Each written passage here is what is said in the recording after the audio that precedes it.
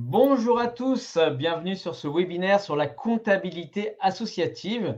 Aujourd'hui, on va faire un grand tour sur tous les aspects de la comptabilité pour les associations. Donc moi, je m'appelle Laurent, je suis directeur des partenariats chez Apla. Aujourd'hui, je suis accompagné de Jean-Yves. Et bonjour à toutes et à tous. Bonjour Laurent et ravi d'être avec vous pour cette heure liée en fait à un sujet autour de la comptabilité et des associations. Merci. Donc, pour nous présenter donc, rapidement et en attendant que tout le monde puisse se connecter. Donc voilà, vous nous avez ici donc, Laurent et Jean-Yves. Donc moi, je suis côté Yapla et Jean-Yves côté Contacom. Et avant de commencer ce webinaire, je vous propose juste de faire un petit tour rapide sur l'outil que l'on va utiliser aujourd'hui pour ce webinaire qui s'appelle Livestorm. Et donc cet outil, alors je vais mettre la présentation en plus grand, voilà, comme ça vous verrez mieux. Eh bien, c'est un outil qui va vous permettre d'interagir aussi avec nous. Vous verrez dans l'onglet à droite, je vois qu'il y en a déjà un certain nombre d'entre vous qui ont déjà utilisé le chat. Donc, vous allez pouvoir poser des messages. Donc, on est très nombreux aujourd'hui. On a a priori plus de 1000 participants qui vont se connecter. Donc, vous risquez d'avoir pas mal de flux sur ce chat. Donc, n'hésitez pas non plus à désactiver les notifications. Il y a une petite cloche tout en haut à droite qui normalement est désactivé par défaut. Mais je vous ai à le faire pour éviter de recevoir trop de notifications. Tout en bas à droite, vous allez également voir un onglet questions.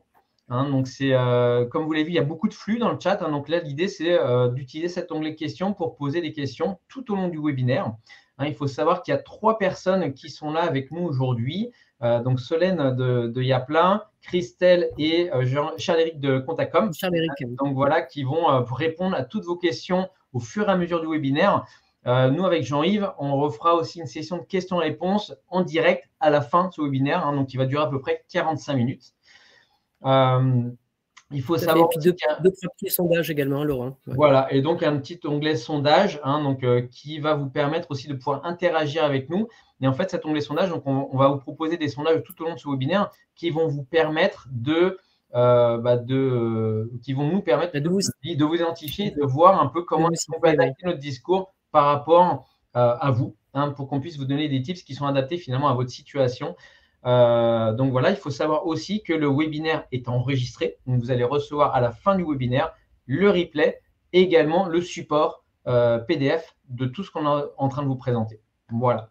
Donc en tout cas, on est ravis d'être avec vous. Si jamais vous avez besoin, n'hésitez pas à interagir dans le chat, on répondra avec plaisir. Oui, Jean-Yves, tu veux dire un mot? Et de préciser, oui, juste préciser aussi que voilà, on a 45 minutes en tout cas de présentation sur l'avis en fait des associations et la mise en place des comptabilités. On ne peut pas aller non plus de façon très très profonde sur certains sujets techniques. En tout cas, n'hésitez pas à nous poser des questions au travers du chat. Et puis, de toute façon, vous pourrez toujours nous recontacter ultérieurement pour avoir plus d'approfondissement. En tout cas, on va essayer de faire le maximum pour vous donner des informations utiles. Parfait. Bon, du coup, je pense que la plupart des gens sont arrivés, donc on va pouvoir démarrer. Eh bien, on va commencer déjà par un premier sondage. Puisque vous venez ici pour la comptabilité, eh bien, on va commencer sur finalement quel type de comptabilité votre association tient-elle. Donc là, on va parler de comptabilité de trésorerie, comptabilité d'engagement. Peut-être même que vous ne savez pas. Je vous laisse répondre directement à ce sondage-là pour que d'ailleurs, on puisse y revenir par la suite. En attendant, on va se présenter rapidement qui on est. Donc, je vais commencer par Yapla.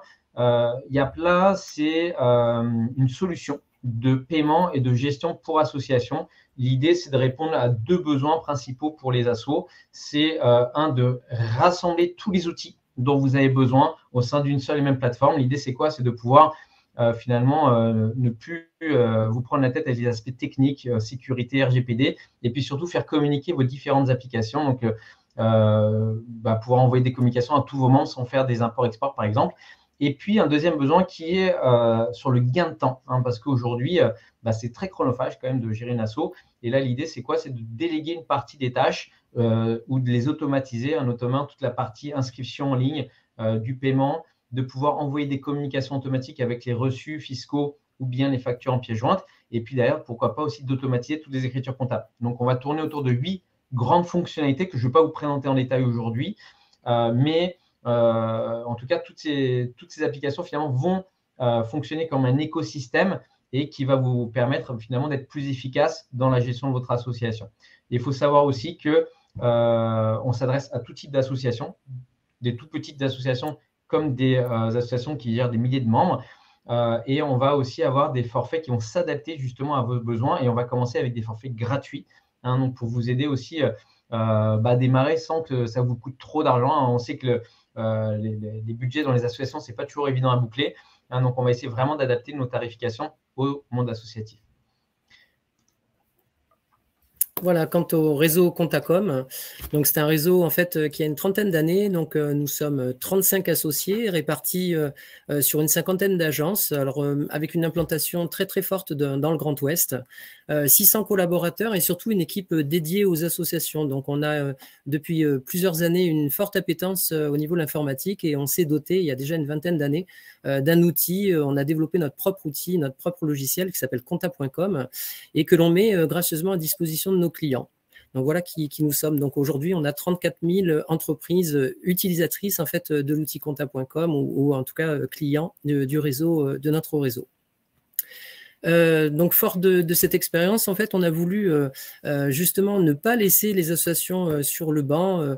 Souvent, elles sont très très mal accompagnées. En tout cas, elles n'ont pas les moyens financiers d'être accompagnées. Donc, il y a quelques années de cela, on a créé en fait Contacom Association, dont j'ai la gérance et qui est dédiée principalement en fait aux petites associations, puisque en fait sur Contacom Association, on a donc une offre digitale qui pour permettre en fait l'accompagnement des associations jusqu'à 152 000 € de budget de fonctionnement, avec des tarifs très en tout cas adaptés en fait à la taille de ces associations, puisqu'en fait on commence les comptabilités à 45 € hors taxe par mois. Voilà, donc c'est très simple pour avoir un accompagnement complet et puis surtout des outils qui permettent au quotidien un gain de temps et surtout une fiabilité de l'ensemble des opérations menées par les associations. Merci Jean-Yves. Alors du coup, au programme aujourd'hui, l'idée, c'est pas de vous faire un cours sur la compta à proprement parler. Par contre, c'est de vous donner toutes les données pour que vous puissiez derrière comprendre tout ce qui est toutes les nouvelles réglementations qui ont pu avoir lieu ces dernières années dans le monde des associations. Et on va prendre aussi la base, c'est pourquoi est-ce qu'une association doit avoir une comptabilité, c'est important. Et puis derrière, quelle comptabilité pour quel type d'association, comment. Donc, on va voir ensemble les différents seuils qui sont légaux là, pour pouvoir gérer votre comptabilité. Ensuite, on va voir comment est-ce que vous pouvez la mettre en place au sein de votre association. Et puis derrière, on va vous proposer des pistes éventuellement pour voir comment est-ce que ça peut vous aider, notamment avec les outils digitaux, entre autres. Mais comment est-ce que vous allez pouvoir rendre cette comptabilité plus simple et efficace derrière. Donc, on va commencer par la première question, c'est pourquoi est-ce qu'une association doit-elle avoir une comptabilité? Jean-Yves, qu'est-ce que tu peux nous dire par rapport à ça? Voilà, donc surtout, enfin, l'essentiel, c'est bien entendu d'avoir en fait une vision donc exacte en fait du côté économique, puisque en fait les membres de l'association doivent pouvoir avoir une vue sur la gestion qui a été réalisée par les mandataires, par le conseil d'administration ou le bureau, en tout cas au niveau des actions qui sont menées, et puis surtout organiser donc lorsque bien sûr c'est prévu dans les statuts, en fait une assemblée générale de manière à pouvoir rendre compte clairement des opérations qui ont été déroulées, enfin qui sont déroulées durant l'exercice. Voilà. Donc, et puis, bien sûr, organiser la vie démocratique avec des mouvances en fait au niveau des membres du bureau et donc de la gérance complète en fait de l'asso. Donc, très important en fait de pouvoir s'appuyer sur des outils, quoi. Ok. Donc, du coup, la comptabilité pour qui et comment. Et donc là, pour ça, on va vous reposer un autre sondage, et puis on va parler des résultats du premier sondage juste après. Mais quel est le budget aujourd'hui annuel de votre association? La question n'est pas anodine, c'est parce que ça vient aussi avec des seuils. Donc, je vous invite à répondre à ce petit sondage. Et je vois qu'il y a aujourd'hui presque 2/3 d'entre vous là, qui ont une comptabilité de trésorerie. Donc, est-ce que tu peux nous expliquer les deux modes de comptabilité, Jean-Yves, pour que ceux qui ne savent pas, donc ils sont quand même un quart, quelle est leur comptabilité qui leur est associée? Voilà, tout à fait. Donc, on va vous présenter donc du coup ces deux modes de comptabilité, donc qui paraissent évidents pour beaucoup d'entre vous, mais d'autres en fait se posent des questions.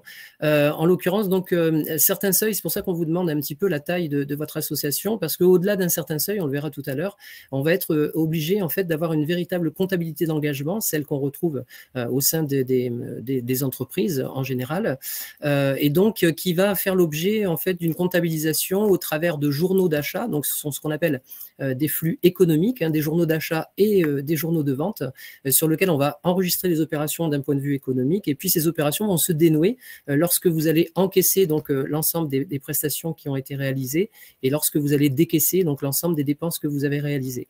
Donc ces flux financiers donc vont permettre ensuite d'obtenir cette comptabilité complète sur lequel en fin d'année on aura bien entendu une présentation en fait du bilan actif-passif qui compose en fait le patrimoine donc d'une association, et puis la partie compte de résultat qui va reprendre dans l'entièreté des opérations économiques et des opérations qui ont été menées au cours de l'année. Voilà, quand on n'a pas de comptabilité d'engagement, en tout cas quand on n'est pas tenu à en tenir une, on est automatiquement en comptabilité de trésorerie. Donc ça, c'est la comptabilité qu'on peut retrouver de façon très très simple. Ça ressemble en fait à un relevé bancaire, puisque en fait au travers des flux qui sont retracés dans le relevé bancaire, on va pouvoir organiser la comptabilité en mettant des budgets de dépenses et des budgets de recettes. Et lorsque l'on va donc organiser la comptabilité comme ceci, on pourra présenter donc l'ensemble des opérations donc au niveau donc de l'Assemblée générale annuelle lorsqu'elle est tenue. Okay. Et du coup, plus précisément, la comptabilité d'engagement, c'est pour qui alors? Voilà, donc du coup, on vous posait la question et on reviendra tout à l'heure sur des focus.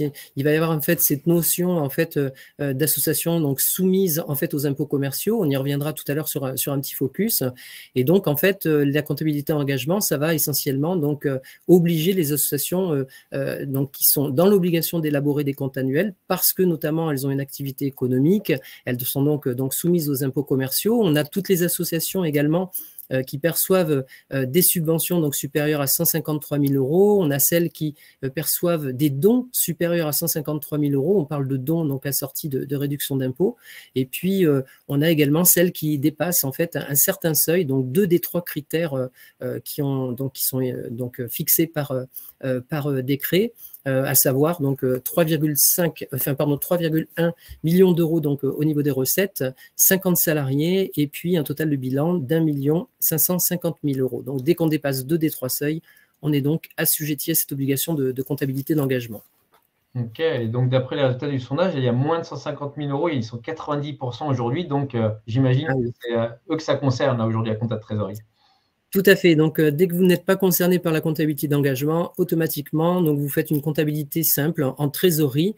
Et l'idée, effectivement, c'est de pouvoir vous organiser. On va l'expliquer tout à l'heure pour administrativement pouvoir voilà, collecter les informations et les traiter au sein de votre comptabilité. Ok, merci Jean-Yves. Du coup, on va vous publier un dernier sondage qui est voilà, est-ce que votre association est fiscalisée? Donc, est-ce que vous savez si elle est fiscalisée?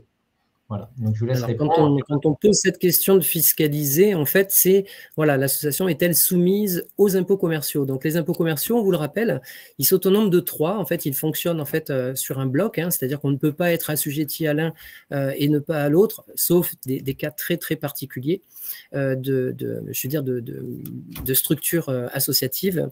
Mais donc, on est soumis en fait à la TVA, soumis à l'impôt sur les sociétés et à la contribution foncière des entreprises. Alors, pour justement vérifier si l'association doit être donc assujettie aux impôts commerciaux, en fait, on a 3 étapes. Donc, la première étape, elle est essentielle, c'est justement de savoir si l'association a en fait un but non lucratif. Donc, pour vérifier cette non-lucrativité, en fait, on a 3 critères. Donc, il faut donc automatiquement que la gestion soit réalisée en fait à titre bénévole. Donc là-dessus, il ne doit pas y avoir donc de rémunération directe ou indirecte en fait des membres qui gèrent l'association. Ensuite, elle doit éviter en fait d'avoir des relations donc privilégiées avec avec des entreprises. On le verra tout à l'heure, après c'est sur l'étape numéro 2. En tout cas, le deuxième critère, c'est la non-distribution aussi des excédents qui sont réalisés par l'association. Et puis, le troisième critère, c'est ne pas voir un bien appartenant à l'association qui est destiné ensuite à un membre. Donc, dès l'instant en fait, on a ces trois critères-là, on remplit en fait un critère de non-lucrativité. Donc sur le fait de ne pas rémunérer les membres des organes de gestion de l'association, il y a quand même en fait une tolérance au niveau des rémunérations. Notamment, il faut éviter que la rémunération qui peut être prévue dans les statuts de l'association ne dépasse 3/4 du SMIC. Voilà. Donc, dès l'instant où vous ne dépassez pas 3/4 du SMIC, automatiquement, ça ne remet pas en cause, en tout cas, le caractère désintéressé. Quand on a répondu à cette étape-là, il y a une deuxième étape, et justement, c'est de vérifier si on n'a pas, l'association n'a pas en fait des relations privilégiées avec le secteur le lucratif. Donc, si c'est le cas, automatiquement, vous risquez de fiscaliser votre association. Quand vous avez répondu aux étapes 1 et 2, on a une troisième étape, en fait, qui est une doctrine qui a été mise en place par l'administration fiscale et qui est résumée dans ce qu'on appelle la règle des 4 P. C'est-à-dire qu'il va falloir s'interroger sur les produits, en fait, qui sont proposés par l'association, donc produits ou prestations. Donc, est-ce qu'en fait, on va retrouver ce genre de produits au sein, en fait, du secteur marchand? On regarde également, en fait, le caractère, en fait, le public, en fait, qui est visé, puisqu'en fait, on va avoir un caractère social qui est, en fait, à mettre en évidence. Je prends, par exemple, l'exemple je ne trouve pas l'exemple, pardon, d'épicerie sociale, voilà, cherchez ça. Donc, au niveau des épiceries sociales, par exemple, vous pouvez avoir des critères du public qui est en fait fonction des revenus, des sources de revenus que peut avoir ce public, quoi. Donc, ensuite, on a les prix pratiqués. Donc, est-ce qu'on va retrouver les mêmes genres de pratiques commerciales que peuvent réaliser en fait les entreprises du secteur marchand? Et puis, le 4e P, ça va concerner en fait tout ce qui va être publicité, tout ce qui est promotion. Donc, en fait, toutes ces actions vont permettre à l'administration, en tout cas, de se poser la question d'assimiler, en tout cas, cette association à une société du secteur marchand et donc de la fiscaliser. En tout cas, s'il y a le moindre doute au niveau de cette démarche que vous pouvez être amené à faire, je vous invite en tout cas à faire un rescrit auprès de l'administration fiscale sur lequel l'administration aura 4 mois en fait pour vous donner une réponse. En cas de non-réponse, en fait, il y a un tacite accord pour ne pas vous imposer aux impôts commerciaux. Donc, cette étape, elle est très importante puisque, en fait, une fois que vous êtes fiscalisé, vous êtes tenu, en fait, à cette comptabilité d'engagement dont on était en train de parler tout à l'heure.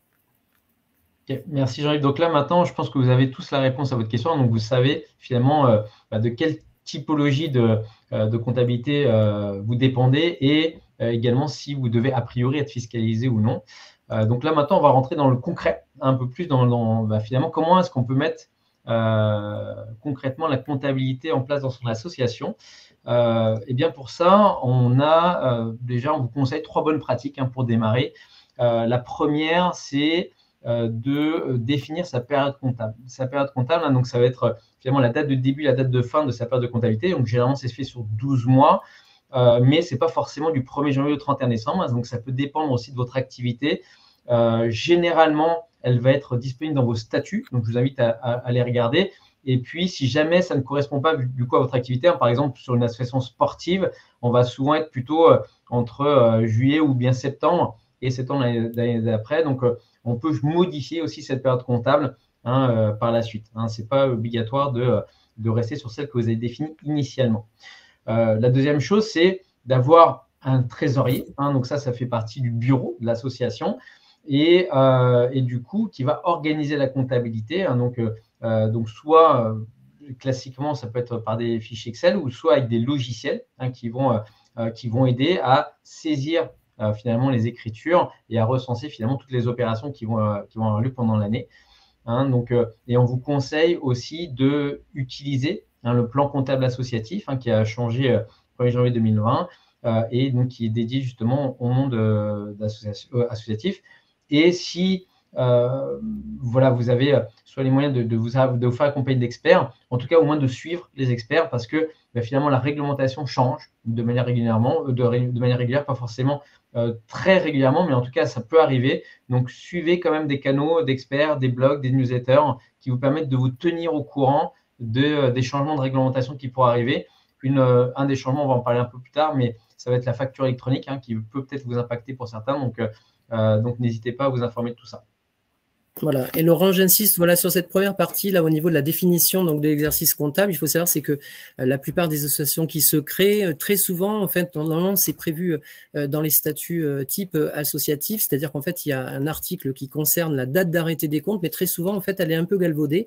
Et donc, il y a des doutes, en fait, sur la date à laquelle devraient donc être clôturés les comptes annuels. Donc, je vous invite vraiment à faire ce toilettage, c'est-à-dire, en fait, réorganiser, en fait, vos statuts et au travers d'une assemblée générale extraordinaire, éventuellement, donc modifier ces statuts de manière à coller votre exercice comptable à vos actions. Donc, Laurent l'évoquait tout à l'heure avec effectivement des associations à caractère sportif qui très souvent donc, clôturent au mois de mai, au mois de juin, à la fin de l'exercice. On a aussi pas mal d'associations qui collent sur le calendrier scolaire, sur lequel ils vont débuter en fait leurs actions au 1er septembre pour terminer au 31 août. Donc ça va être très très pratique, notamment pour éviter des découpages sur des appels de cotisation ou alors sur des prestations qui peuvent être facturées avec des périodes différentes. Voilà. Donc surtout faites très attention à ça. En tout cas, c'est un sujet qui est très récurrent dans les questions qu'on nous pose. Merci Jean-Yves. Et puis du coup, pour un conseil, en tout cas qu'on vous donne, et puis aujourd'hui, c'est vraiment sur l'organisation de la comptabilité, c'est de vous outiller avec des outils numériques. Pourquoi? Parce que outre le fait que ça va vous faire gagner du temps, ça va vous faciliter en fait toute la partie gestion, parce que notamment on va pouvoir facilement collecter déjà toutes les informations, donc que ce soit les paiements ou les inscriptions, etc. Et donc du coup générer les écritures comptables. Vous allez pouvoir du coup recenser et centraliser toutes ces opérations dans votre outil. Parfois même ça peut se connecter aussi à votre compte bancaire pour pouvoir aussi réimporter des opérations directement depuis votre banque. Et puis derrière, du coup, faire des rapprochements bancaires donc pour pouvoir rapprocher toutes vos opérations et vous assurer que, notamment quand vous êtes en comptabilité de trésorerie, ça marche aussi sur l'engagement, mais vous êtes vraiment corrélé au relevé bancaire. Donc ça, c'est important. Et puis derrière, vous allez pouvoir voir les excédents, les pertes. Donc du coup, générer aussi tous les documents administratifs de manière automatique qui sont le compte de résultat et le bilan. On va en parler un petit peu plus tard.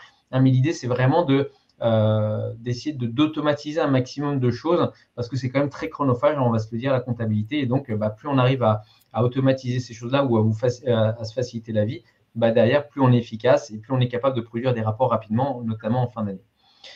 Voilà, tout à fait. Donc, notamment, pour revenir sur cette partie, si tu me permets, c'est juste en fait de prévoir qu'il va y avoir en fait un horizon à partir du 1er janvier 2026 qui va un petit peu modifier donc l'horizon économique puisque on va passer en fait à la facture électronique. C'est une facture en fait qui va être adressée donc par l'ensemble des personnes qui les émettent et donc l'ensemble des entreprises et des associations donc qui sont donc soumis aux impôts commerciaux vont être impactés par cette organisation-là. Donc, c'est pour ça qu'il faut déjà vous préparer en fait à ce que sera demain la comptabilité, puisqu'on va s'envoyer des fichiers informatiques, donc ce qu'on appelle la fameuse facture électronique. Ce sont des fichiers en fait qui vont être lus par les logiciels et qui vont donc organiser la comptabilité de façon automatique. Voilà. Mais il va falloir en tout cas prévoir au sein des comptabilités en fait des systèmes d'acceptation de ces fichiers de manière à ce qu'on n'ait pas en fait une pollution complète au niveau des comptabilités. Donc, on parle notamment de workflow qui permettent d'activer en fait des accords de réception en fait de fichiers. Donc ça c'est ce qui attend en fait en tout cas les entreprises demain. Probablement la suite sera effectivement d'étendre cela en fait à l'ensemble des autres entités, notamment donc voilà les associations qui sont donc à but non lucratif et donc non fiscalisées. Merci Jean-Yves pour ce petit complément. Du coup, toujours de manière concrète, là, on vous invite à surveiller 5 points, notamment depuis la mise en place de la nouvelle réglementation comptable qu'on va regarder avec vous. Donc, un petit sommaire rapidement, mais on va parler de la gestion des pièces comptables, et notamment des factures, de la gestion des notes de frais des bénévoles, de tout ce qui a trait aux contributions volontaires, au niveau des bénévoles notamment, la gestion des subventions et de la gestion aussi des CERFA, donc ce qu'on appelle aussi les reçus fiscaux, donc voilà, au niveau de vos associations. Donc là, voilà, c'est un petit programme et je propose qu'on attaque directement avec la gestion des pièces comptables, Jean-Yves. Voilà, tout à fait. Donc, dans les comptabilités, donc sur lesquelles en fait on peut avoir des outils modernes, notamment nous on le propose en fait sur compta.com. On peut avoir donc des systèmes en fait de téléchargement d'applications donc sur smartphone, et notamment donc ça permet de prendre une photographie en fait de la pièce comptable, et ensuite une fois qu'elle est donc photographiée, on l'envoie et elle arrive directement sur votre dossier comptable. Voilà, donc c'est pas une obligation en tout cas de passer par ces phases-là, puisque vous pouvez très bien tenir une comptabilité avec des outils de type Excel, ou alors continuer à faire une comptabilité manuelle, mais genre, en tout cas l'avenir nous dit que ça sera quand même un petit peu difficile de conserver ce genre d'organisation. Donc aujourd'hui, la plupart des logiciels en fait donc sont couplés avec des outils de type effectivement de celles qu'on met en place chez nous, qui s'appellent notamment Capture. Voilà. Merci. Un autre aspect, ça peut être aussi donc là, de manière plus concrète, de pouvoir automatiser votre facturation. Faut savoir que voilà, il y a une étude qui a été faite, notamment par des experts comptables, sur le fait que le traitement d'une facture coûte à peu près entre 5 et 10 euros à l'association. Alors, c'est forcément, pour la plupart d'entre vous qui êtes bénévoles, c'est pas forcément de l'argent directement qui sort, mais c'est souvent du temps, donc c'est un équivalent aussi temps que vous prenez à réaliser toutes ces factures, etc. Donc, tous les appels à cotisation, tout ce qui concerne aussi les factures liées à l'événement ou des prestations que vous pourriez avoir, ou même voir si vous vendez des produits. Donc, là, l'idée, c'est quoi? C'est de pouvoir automatiser toutes ces factures. Donc, on a parlé de la facture électronique, là, notamment avec Jean-Yves. Et comment est-ce qu'on arrive à automatiser dès qu'on fait un paiement? Hop, je vais rester là-dessus. Voilà, donc ça va éviter aussi tout ce qui est erreur de saisie. Ça va s'intégrer directement aussi potentiellement dans votre comptabilité, pardon. Et du coup, ça va vous permettre finalement de passer plus de temps sur des choses qui ont plus de valeur ajoutée pour vous. Donc, il faut voir ça vraiment comme un gain de temps. Voilà, il faut revenir juste après, voilà, deux petites. Non, il faut revenir, enfin, il faut passer les 2 slides. Voilà, donc juste une petite, en tout cas un petit complément lié à ça, donc notamment sur cette fameuse facture électronique qui viendra. Donc Bercy en fait a fait toute une étude en fait sur l'impact et le coût en fait des factures. Aujourd'hui, une facture donc en sortie d'une entreprise, ça coûte entre 5 et 10 euros. Donc c'est le cas aussi pour certaines grosses associations. En tout cas, c'est pas forcément les vôtres, puisque à 91% vous êtes plutôt des petites associations. Et donc, le coût en entrée donc, est évalué entre 14 et 20 euros, ce qui est assez énorme. Donc, ça dépend bien sûr de la taille de l'entreprise et de l'organisation qui est mise en place. Donc, le passage à la facture électronique, pour vous donner un ordre d'idée, l'enjeu, c'est de passer en fait à un coût de 40 centimes par flux.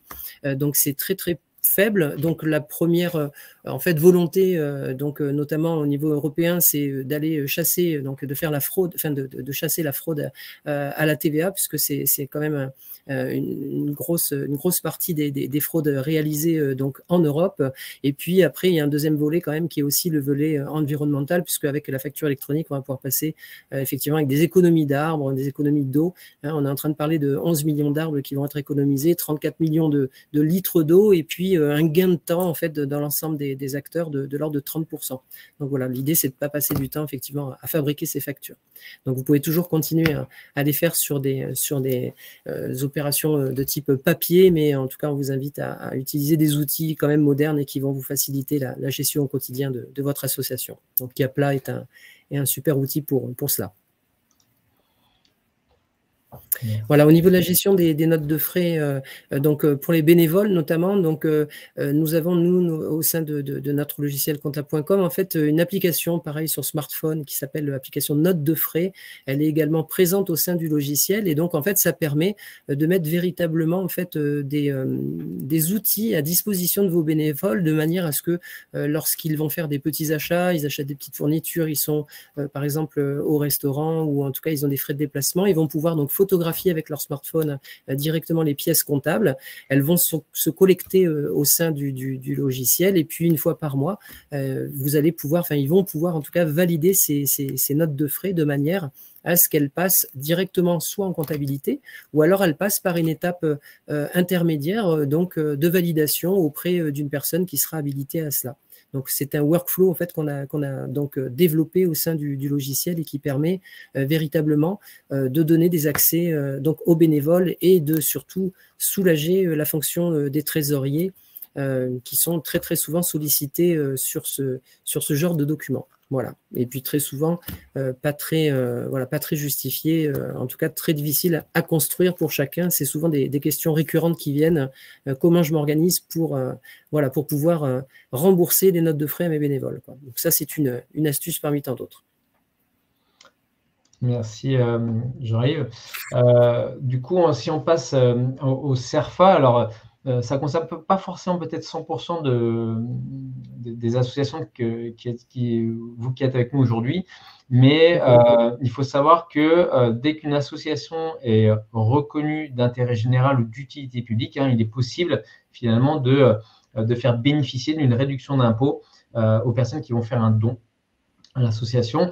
Et donc, la première chose à faire, c'est de s'assurer d'être éligible. Et donc, pour ça, il y a des critères à respecter. Si vous on le reverra sur la slide suivante après, Laurent, pour info. On reviendra effectivement sur la slide d'après.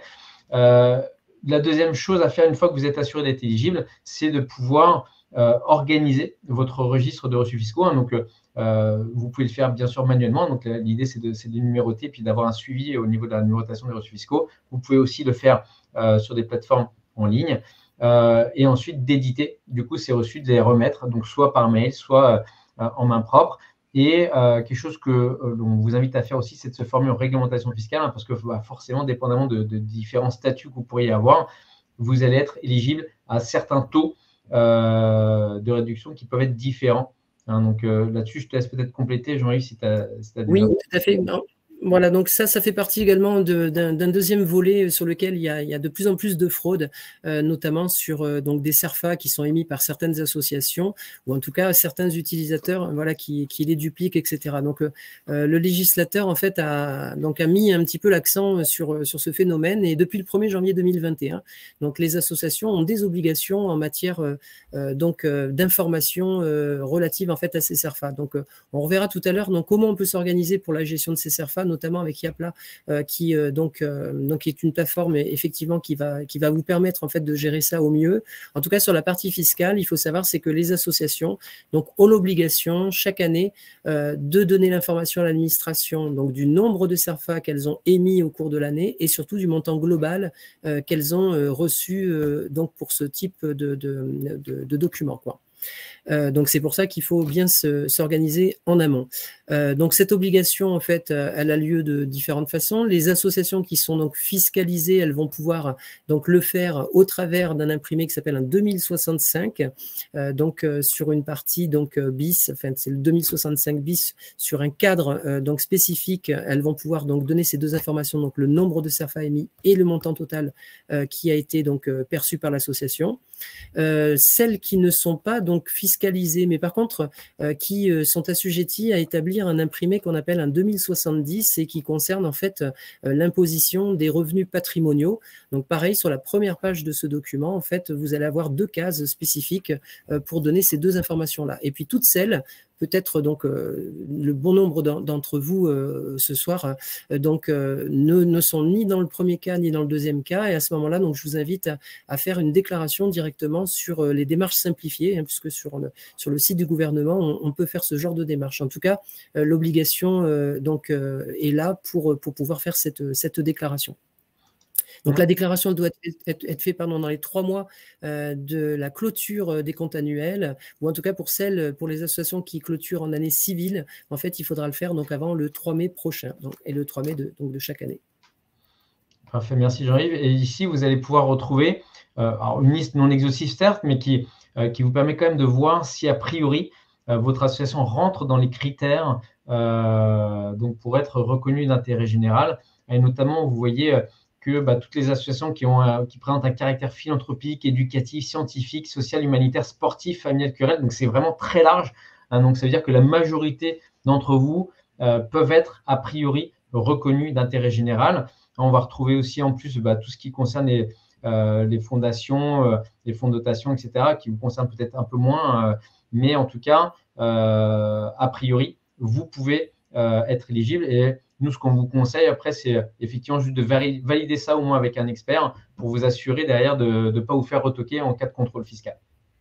Voilà, donc soit vous êtes dans les critères, effectivement, sur la première ligne, vous voyez, donc alors la liste, effectivement, n'est pas exhaustive, mais en tout cas, sur la première ligne, la plupart d'entre vous peuvent s'identifier. Si vous avez le moindre doute, en fait, voilà, pareil, je vous conseille, en fait, de faire un rescrit mécénat. Donc, le rescrit mécénat, en fait, donc c'est une interrogation, en fait, que l'on a, donc, au travers de certaines informations que vous allez donner à l'administration fiscale. En fait, vous demandez à l'administration de se prononcer sur votre éligibilité, en fait, à émettre ces reçus fiscaux. Là, il faut savoir, c'est qu'au niveau du rescrit mécénat, en fait, l'administration a 6 mois pour vous répondre. Donc, à chaque fois que vous envoyez un rescrit mécénat ou un rescrit, en fait, pour savoir, donc un rescrit fiscal pour savoir si donc, votre association est assujettie aux impôts, je vous conseille de l'envoyer en recommandé pour marquer une date certaine, en tout cas sur ce délai de réponse que doit réaliser l'administration. Donc, faites bien attention à ça. Voilà. Et du coup, comme on en a parlé tout à l'heure, je ne vais pas réinsister là-dessus. Mais donc, effectivement, IAPLA permet effectivement de faire l'édition et l'envoi de ces reçus fiscaux.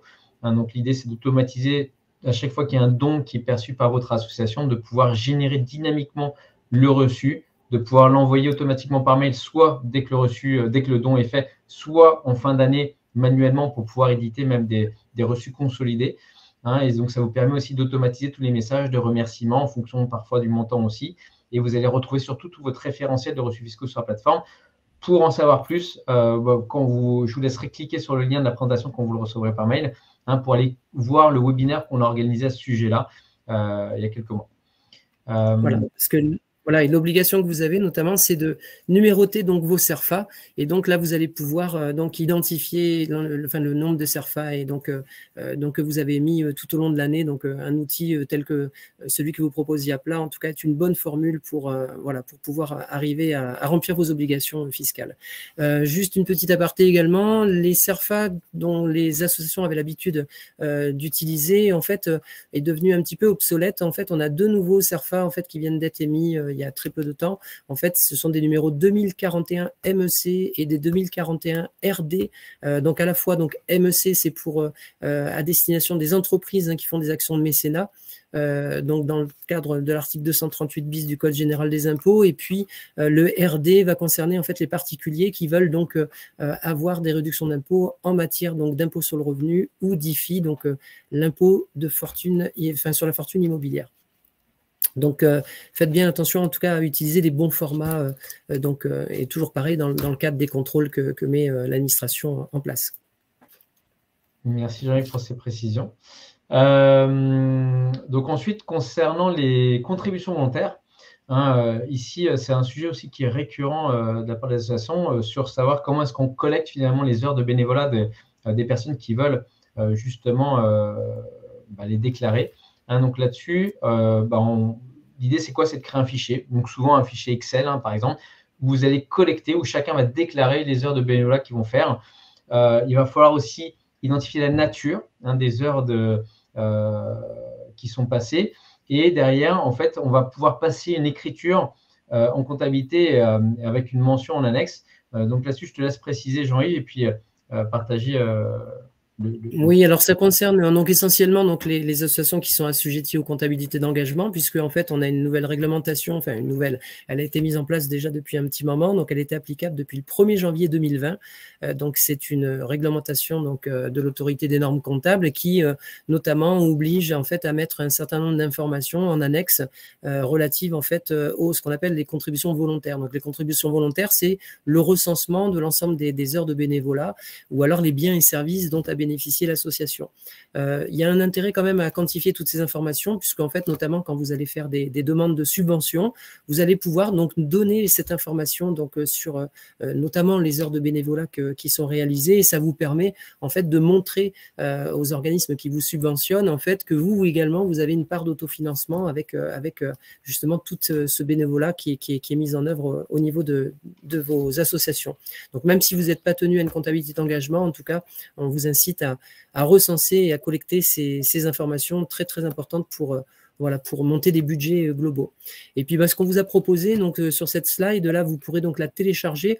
On vous a proposé en fait un petit exemple d'un modèle de type Excel sur lequel ça vous permet en tout cas de vous organiser pour collecter cette information-là. Donc, au niveau des heures de bénévolat, en fait, il faut recenser les bénévoles qui interviennent au sein de votre asso, et puis surtout de recenser, en tout cas, mois par mois, les types d'actions qu'ils peuvent mener. Ça vous permet, en tout cas, d'aller pointer, faire une espèce de pointage, en tout cas, des heures qu'ils réalisent, quoi. À tout le moins, en fin d'année, en tout cas, vous allez donc valoriser ces heures auto du SMIC, et puis, par contre, vous pouvez...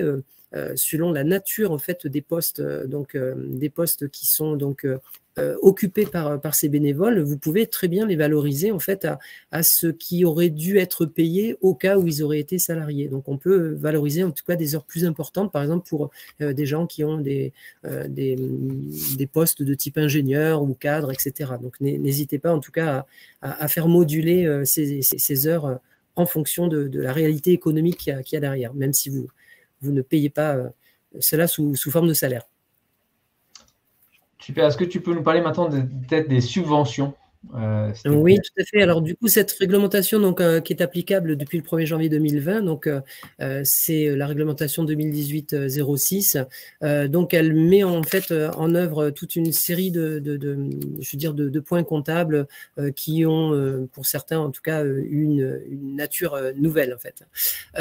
Donc du coup, il va falloir penser donc notamment sur la gestion des subventions, à ce que vous puissiez bien lire en tout cas les arrêtés donc de subventions donc les arrêtés de subvention qui vous ont été donc octroyés, de manière déjà à séquencer les produits et les rattacher à l'exercice, d'où l'importance également d'organiser en fait votre période comptable à des types en tout cas de fonctionnement que vous avez en interne. Ça évitera de faire des découpages avec soit des produits à recevoir, soit des produits constatés d'avance. Ensuite, une fois que vous avez rattaché donc les produits au bon exercice et à la bonne période, il faudra donc faire l'évaluation, ce qu'on appelle des fonds dédiés. Donc les fonds dédiés, c'est vérifier que vous êtes en adéquation entre les dépenses qui devaient être engagées et celles qui l'ont été. Et si à un moment donné, vous n'avez pas donc dépensé l'entièreté donc des budgets qui avaient fait l'objet d'un financement, vous allez donc constituer en fait une provision que l'on appelle des fonds dédiés, et qui va permettre en tout cas d'anticiper sur ces frais à consommer. Les années, donc les exercices suivants, lorsque vous allez donc engager et finaliser en tout cas l'engagement de ces frais, vous reprendrez en fait la provision donc à due concurrence. Donc les fonds dédiés sont là pour effectivement mettre les charges en face des produits. La nouvelle réglementation aussi a permis en tout cas de remettre noir sur blanc, en tout cas les règles en matière de subvention d'investissement. Donc autrefois en fait elles étaient systématiquement en tout cas mis en haut du bilan passif, donc au niveau des subventions d'investissement, donc qui étaient rapportées aux résultats au fur et à mesure que vous amortissiez donc le matériel, enfin les immobilisations qui avaient fait l'objet de ce financement. Aujourd'hui, on fait la distinction entre les subventions d'investissement qui proviennent en fait de fonds publics et celles qui proviennent de conventions privées. Donc là, c'est pareil, un changement de législation qui est intervenu depuis le 1er janvier 2020. Donc faites bien attention. Et puis également le plan comptable qui a également mis en avant les nouvelles règles donc de subvention, puisque très souvent avant on passait en subvention en fait d'une certaine convention privée. Donc aujourd'hui les conventions privées en fait on doit bien les rattacher à un poste de type 75 et non pas 74, voilà pour les puristes, tous ceux qui connaissent un petit peu la comptabilité. Okay, voilà, merci. On peut passer à la slide suivante, mais en tout cas, si vous avez plus de questions, n'hésitez pas à revenir vers nous. Ouais, je vois qu'il y a beaucoup de questions. En tout cas, on va avoir une belle session de questions-réponses. On va voilà, accélérer un peu, on arrive à la fin du webinaire. Là, l'idée, c'est quoi? C'est de vous remettre ici les différents états comptables, en tout cas les principaux, hein, que vous allez pouvoir utiliser, notamment pour présenter les comptes lors de votre assemblée générale. Hein, donc pour ceux qui sont en comptabilité de trésorerie, hein, ce qui est la majorité d'entre vous aujourd'hui, hein, c'est d'émettre au moins un rapport de trésorerie pour voir quelles ont été les dépenses et les recettes de l'association, hein, et effectivement derrière d'avoir finalement un petit bénéfice ou une petite perte, hein, qui peut être liée à ça. Quelque chose qui va être assez utile quand même pour présenter, pour aller demander des dossiers de subvention, c'est de présenter un petit compte de résultat ou un bilan comptable. Hein, donc, pour ceux qui ne sont pas forcément à l'aise avec ça, hein, le compte de résultat, ça va être en gros le résultat entre les produits et les charges de l'association, entre les dépenses et les recettes quelque part. Et le bilan va prendre tout le patrimoine, hein, qui a été capitalisé sur l'association. Donc, c'est ce qu'on appelle l'actif et le passif de l'association. Et là, on va y retrouver notamment tout ce qui concerne les fonds propres de l'association ou parfois aussi les subventions. Alors, voilà, en fonction du type de subvention que vous allez avoir. Donc, ça, c'est des documents qui sont généralement très utiles lors de la présentation des comptes ou pour les demandes de subventions. Du coup, je propose de passer à la suite. Après, donc, Yapla, l'idée, c'est de pouvoir gérer cette comptabilité de trésorerie, de pouvoir éditer ces différents rapports sous différents formats, PDF, Excel ou autres, hein, donc de pouvoir derrière les extraire pour les présenter. Vous avez également l'équivalent dans Contacom. Et donc, pour terminer, concrètement, parce qu'il y a pas mal de questions aussi là-dessus, comment est-ce que nous, on peut éventuellement vous accompagner sur toutes ces problématiques comptables? Sur Yapla, c'est une plateforme qui va intégrer tout l'écosystème des outils que vous avez besoin a priori au quotidien, hein, donc de pouvoir tout rassembler au même endroit, de pouvoir communiquer avec votre communauté et surtout de collecter vos paiements, hein, que ce soit pour les cotisations, les adhésions, donc les dons, toute la billetterie, donc toute l'organisation des événements, hein, que vous allez pouvoir avoir. Donc l'idée, c'est de pouvoir centraliser tout ça et de pouvoir générer dynamiquement les écritures comptables, la facturation, l'émission de reçus fiscaux. Et donc tout ça, finalement, va faire que vous allez gagner beaucoup de temps et vous allez pouvoir aussi permettre à tous les membres de votre bureau, par exemple, d'accéder aux mêmes données en même temps. Hein, donc ça, c'est un point aussi qui est non négligeable. Et si jamais il y a des passations de bureau, au moins toutes les personnes qui vont reprendre l'association vont récupérer tout l'historique et tout ce qui a déjà été mis en place. Donc, ils n'ont pas besoin de refaire tout le travail. Voilà, puis pour la partie en fait Contacom Association, donc nous sommes donc un réseau d'experts comptables, donc on a donc réalisé une offre en fait digitale, donc au travers de notre outil informatique, puisque je vous disais au préalable donc qu'on était donc éditeur de notre propre système informatique, et donc on l'a mis à disposition des associations pour leur proposer en fait un outil donc très adapté en fait à leur petit budget. Donc on a notamment donc deux tarifications, une sur lequel elles vont s'adresser aux très très petites associations, donc c'est-à-dire celles qui sont entre 0 et 29 000 € en fait de budget de fonctionnement. Donc celles-ci en fait on va leur proposer donc la tenue de comptabilité, l'établissement du bilan, hein, donc bilan qu'on va arrêter en fait avec elles au travers d'un petit d'un rendez-vous en fait en visioconférence, donc à hauteur de 45 € hors taxe par mois. Donc, c'est-à-dire, en fait, du coup, pour 540 € hors taxe à l'année, vous allez vous retrouver avec une comptabilité entièrement réalisée par nos équipes et puis l'établissement d'un bilan qui est tout à fait donc conforme à la législation puisqu'on vous présente une comptabilité d'engagement. Voilà. Celle au-delà donc de 29 000 € et jusqu'à 152 000 €. Donc, on s'est arrêté en fait à cette organisation-là pour les petites entités. Là, on est sur une tarification à 65 € hors taxe par mois, donc c'est-à-dire 780 € hors taxe à l'année. Donc, c'est très très faible. En tout cas, il y a beaucoup d'associations qui nous font confiance. N'hésitez pas à venir. On est également donc les experts comptables d'entités beaucoup plus importantes, mais à ce moment-là, on va retrouver ces clients dans nos agences traditionnelles. Voilà. Donc, n'hésitez pas à faire appel à nos services si vous avez besoin d'accompagnement en comptabilité. Parfait, merci Jean-Yves. Alors du coup, on va passer à la session de questions-réponses. Hein. Donc, j'ai vu qu'il y a beaucoup de questions et je pense que Solène, Christelle et Charles-Éric n'ont pas démérité là pour répondre à la plupart d'entre elles.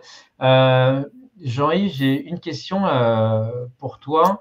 Est-ce que tu peux me dire quelle est la différence entre un rescrit fiscal et un rescrit mécénat? Alors, le rescrit fiscal, en fait, c'est une demande d'information. Enfin, en fait, on émet en fait un certain nombre d'informations à destination de l'administration, simplement pour lui poser la question de savoir si mon association, en fonction de ce que je suis en train de vous raconter, est-ce qu'elle est effectivement donc soumise aux impôts donc commerciaux, à savoir la TVA, l'impôt sur les sociétés et la contribution foncière des entreprises. C'est complètement indépendant en fait du rescrit mécénat qui lui va en fait poser la question à l'administration de savoir si l'association, en fonction des informations que je lui donne, est-ce qu'elle est capable de me dire si je suis en capacité en fait d'émettre des CERFA lorsque je vais avoir des dons, voilà, de la part de particuliers ou d'entreprises. Donc l'un est complètement différent de l'autre, c'est-à-dire qu'on peut très bien avoir une association donc, qui est soumise aux impôts commerciaux, néanmoins elle remplit les critères pour pouvoir émettre des CERFA, donc assortis de réduction d'impôts. Le rescrit mécénat, donc 6 mois en fait, voilà, rescrit mécénat, pardon, 6 mois pour la réponse de l'administration et 4 mois pour le rescrit fiscal. Voilà, mais ce n'est pas une obligation, en tout cas c'est fait pour conforter une position, hein, pour info. Okay. Ce n'est pas une obligation préalable. Souvent on pense qu'il faut faire un rescrit pour pouvoir émettre, ce n'est pas le cas. Eh ben, merci Jean-Yves. Donc j'ai une autre question là qui est, voilà, j'ai besoin que vous puissiez préciser la notion d'heure de bénévolat. Donc, il y a pas mal de questions aussi sur tout ce qui concerne le bénévolat et les contributions volontaires. Hein. Donc là, en l'occurrence, j'ai besoin que vous puissiez préciser la notion d'heure de bénévolat, notamment au niveau des membres du bureau. Et les prestations versées aux membres du bureau sont intégrées de quelle manière dans la comptabilité et quelle fiscalité? Alors déjà, pour la première question, donc au niveau des heures de bénévolat, en fait, c'est simplement le recensement de l'intégralité des heures qui ont été réalisées par les membres et qui interviennent au niveau de l'association. Donc, c'est-à-dire, en fait, les séances au niveau du bureau, d'un comité de direction ou du conseil d'administration font partie de ces heures de bénévolat, hein, puisqu'en fait, ils ne sont pas rémunérés, quoi. Donc, par contre, les statuts peuvent prévoir, en tout cas, la rémunération de certains membres du conseil d'administration. Il faut faire attention, je vous le disais au préalable, qu'on est quand même limité sur une rémunération à hauteur de 3/4 du SMIC pour le président. Si jamais vous dépassez en fait cette rémunération-là, automatiquement vous allez donc fiscaliser votre association. Pour certaines associations un petit peu plus importantes, il faut savoir, c'est qu'à partir de la 4e année, dès l'instant où vous avez au moins 200 000 € de budget de fonctionnement. Alors, je caricature hein, parce que c'est un petit peu plus complexe que ça, donc on ne prend pas en tout cas tous les produits dans le budget de fonctionnement, mais en tout cas, on a la possibilité, donc, entre 200 000 et 500 000 € donc, de budget de fonctionnement, de rémunérer une personne donc au niveau du mandat social au-delà du 3/4 du SMIC, sans pour cela en fait déclencher une imposition donc au niveau de l'association. Voilà. Sinon, après, pour répondre à l'autre question, tout simplement, en fait, aujourd'hui, si vous rémunérez des personnes, il faut les salariés, quoi. Ou alors, on est simplement sur du défraiement. Et donc, le défraiement, ça se fait sur justificatif, bien entendu, des dépenses qui sont réalisées par le bénévole au profit de l'association. Voilà. Mais après, je sais qu'il y a des usages que l'on voit des fois sur le terrain, mais qui ne sont pas forcément légales. Voilà. Donc, il n'y a pas d'autre solution que cela. Ok. Tiens, je vois qu'il y a des questions aussi sur la différence. Alors, entre bilan et compte de résultat, ça a l'air assez clair. Par contre, entre compte de résultat et rapport de trésorerie, il y a l'air d'avoir des questions. Est-ce que tu peux nous expliquer les différences, Jean-Yves, s'il te plaît? En l'occurrence, pour une comptabilité donc, qui est tenue en comptabilité de trésorerie, il n'y aura pas de différence, hein, puisque la comptabilité va être tenue en recensant l'intégralité des opérations qu'on va retrouver sur les relevés bancaires. Hein. Donc, en fait, on aura vraiment une cohérence entre ces deux documents. Par contre, sur les comptabilités d'engagement, c'est totalement différent, puisque en fait, la comptabilité d'engagement va permettre de dissocier en fait la partie financière de la partie économique. Donc, le compte de résultat, on va reprendre donc l'intégralité donc des produits qui ont été donc facturés et puis voilà, produits facturés ou à recevoir, et de l'autre côté des dépenses en fait qui ont été prises en compte. Mais le fait d'avoir cette comptabilisation à la fois des produits et des achats ne veut pas dire qu'on les a forcément encaissés ou décaissés. Ce sont deux notions complètement différentes. Hein. Donc si j'émets une facture en fait à une tierce personne, j'ai fait un flux économique, j'ai une vente. Par contre, je ne l'ai pas encaissé. Donc, l'encaissement, effectivement, c'est ça qui constitue en fait ce flux de trésorerie et que l'on voit apparaître au sein donc, de la comptabilité et du compte bancaire. Super, merci Jean-Yves. Donc, je vois qu'il y a eu des questions aussi sur les coûts d'Iaplan. Apparemment, il n'y en a pas qu'une. Donc, juste pour vous expliquer un petit peu le mode de fonction de Iaplan, on est vraiment sur un mode d'abonnement mensuel. Donc, qui va être, on a 4 forfaits. Donc, le forfait gratuit initial va permettre de faire des collectes de paiement en ligne par carte bancaire. Donc, c'est le forfait de décollage. Et puis après, on a des forfaits de gestion, donc qui vont du forfait envol au forfait Galaxy, donc qui vont s'adapter au niveau de la complexité du besoin de chaque association. Donc, plus on va aller vers les forfaits supérieurs, plus on va accéder à un certain nombre de fonctionnalités complexes. Il faut savoir que le forfait envol répond à 80% des associations. Donc, il coûte 24 € par mois pour les associations. Et on a une offre particulière liée à notre partenariat avec le Crédit Agricole et le LCL, qui fait que ce forfait est aujourd'hui gratuit pour les associations clientes du Crédit Agricole ou du LCL. Donc aujourd'hui, on a la seule offre sur le marché qui propose une solution complète de gestion, intégrant effectivement derrière toute la comptabilité, les envois de newsletters, le site web, etc., qui est 100% gratuite pour les assos. Voilà, donc si jamais vous avez d'autres questions, n'hésitez pas à aller consulter notre site web yapla.fr ou derrière même les sites web liés au Crédit Agricole. Donc là, je vois une question. Peut-on défrayer les frais kilométriques, Jean-Yves? Oui, tout à fait. Aujourd'hui, les bénévoles donc, font des déplacements donc, dans le cadre des actions menées au sein des associations. Donc, ils peuvent se faire défrayer en fait, de ces remboursements, donc ce qu'on appelle les remboursements d'indemnité kilométrique, donc en fonction du barème fiscal. Ça peut être aussi, je veux dire, un barème différent. Hein. Je veux dire, il peut être inférieur, donc il n'y a pas de souci particulier. Donc, dès l'instant en fait, où vous respectez la législation, c'est-à-dire que vous êtes ou au barème ou inférieur, vous pouvez très bien donc obtenir ces remboursements. Il faut savoir, c'est que les bénévoles donc, qui font des défraiements avec les indemnités kilométriques peuvent très bien aussi y renoncer au profit de l'association.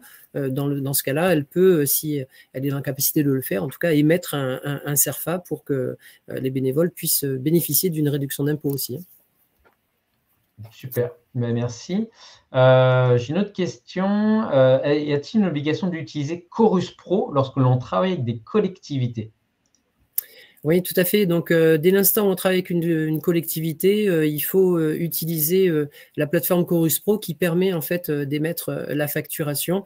Donc ça, c'est dans le cas effectivement où une association donc doit facturer une prestation de service au sein, enfin à une entité. Donc cette plateforme en fait permet voilà de réaliser cette opération. Pour information, au niveau de l'outil compta.com, puisqu'en fait, on met à disposition également un outil de facturation donc, au sein de nos clients, on a la possibilité ensuite d'appuyer sur un petit bouton et puis ça part directement sur la plateforme Chorus Pro pour info. Donc, dès l'instant où vous faites votre facture avec notre outil, il n'y a pas de souci particulier. Ok, merci Jean-Yves. Une autre question de Véronique. Bonjour, votre logiciel est-il compatible pour un omnisport avec une gestion par section et une compilation de l'ensemble des sections? Alors, donc, je suppose que c'est plutôt une question qui est orientée Yapla. Donc, la réponse est oui. On a aujourd'hui pas mal même plusieurs milliers de clubs sportifs sur Yapla. On doit avoir à peu près 6 à 7 000 clubs sportifs et beaucoup d'omnisports.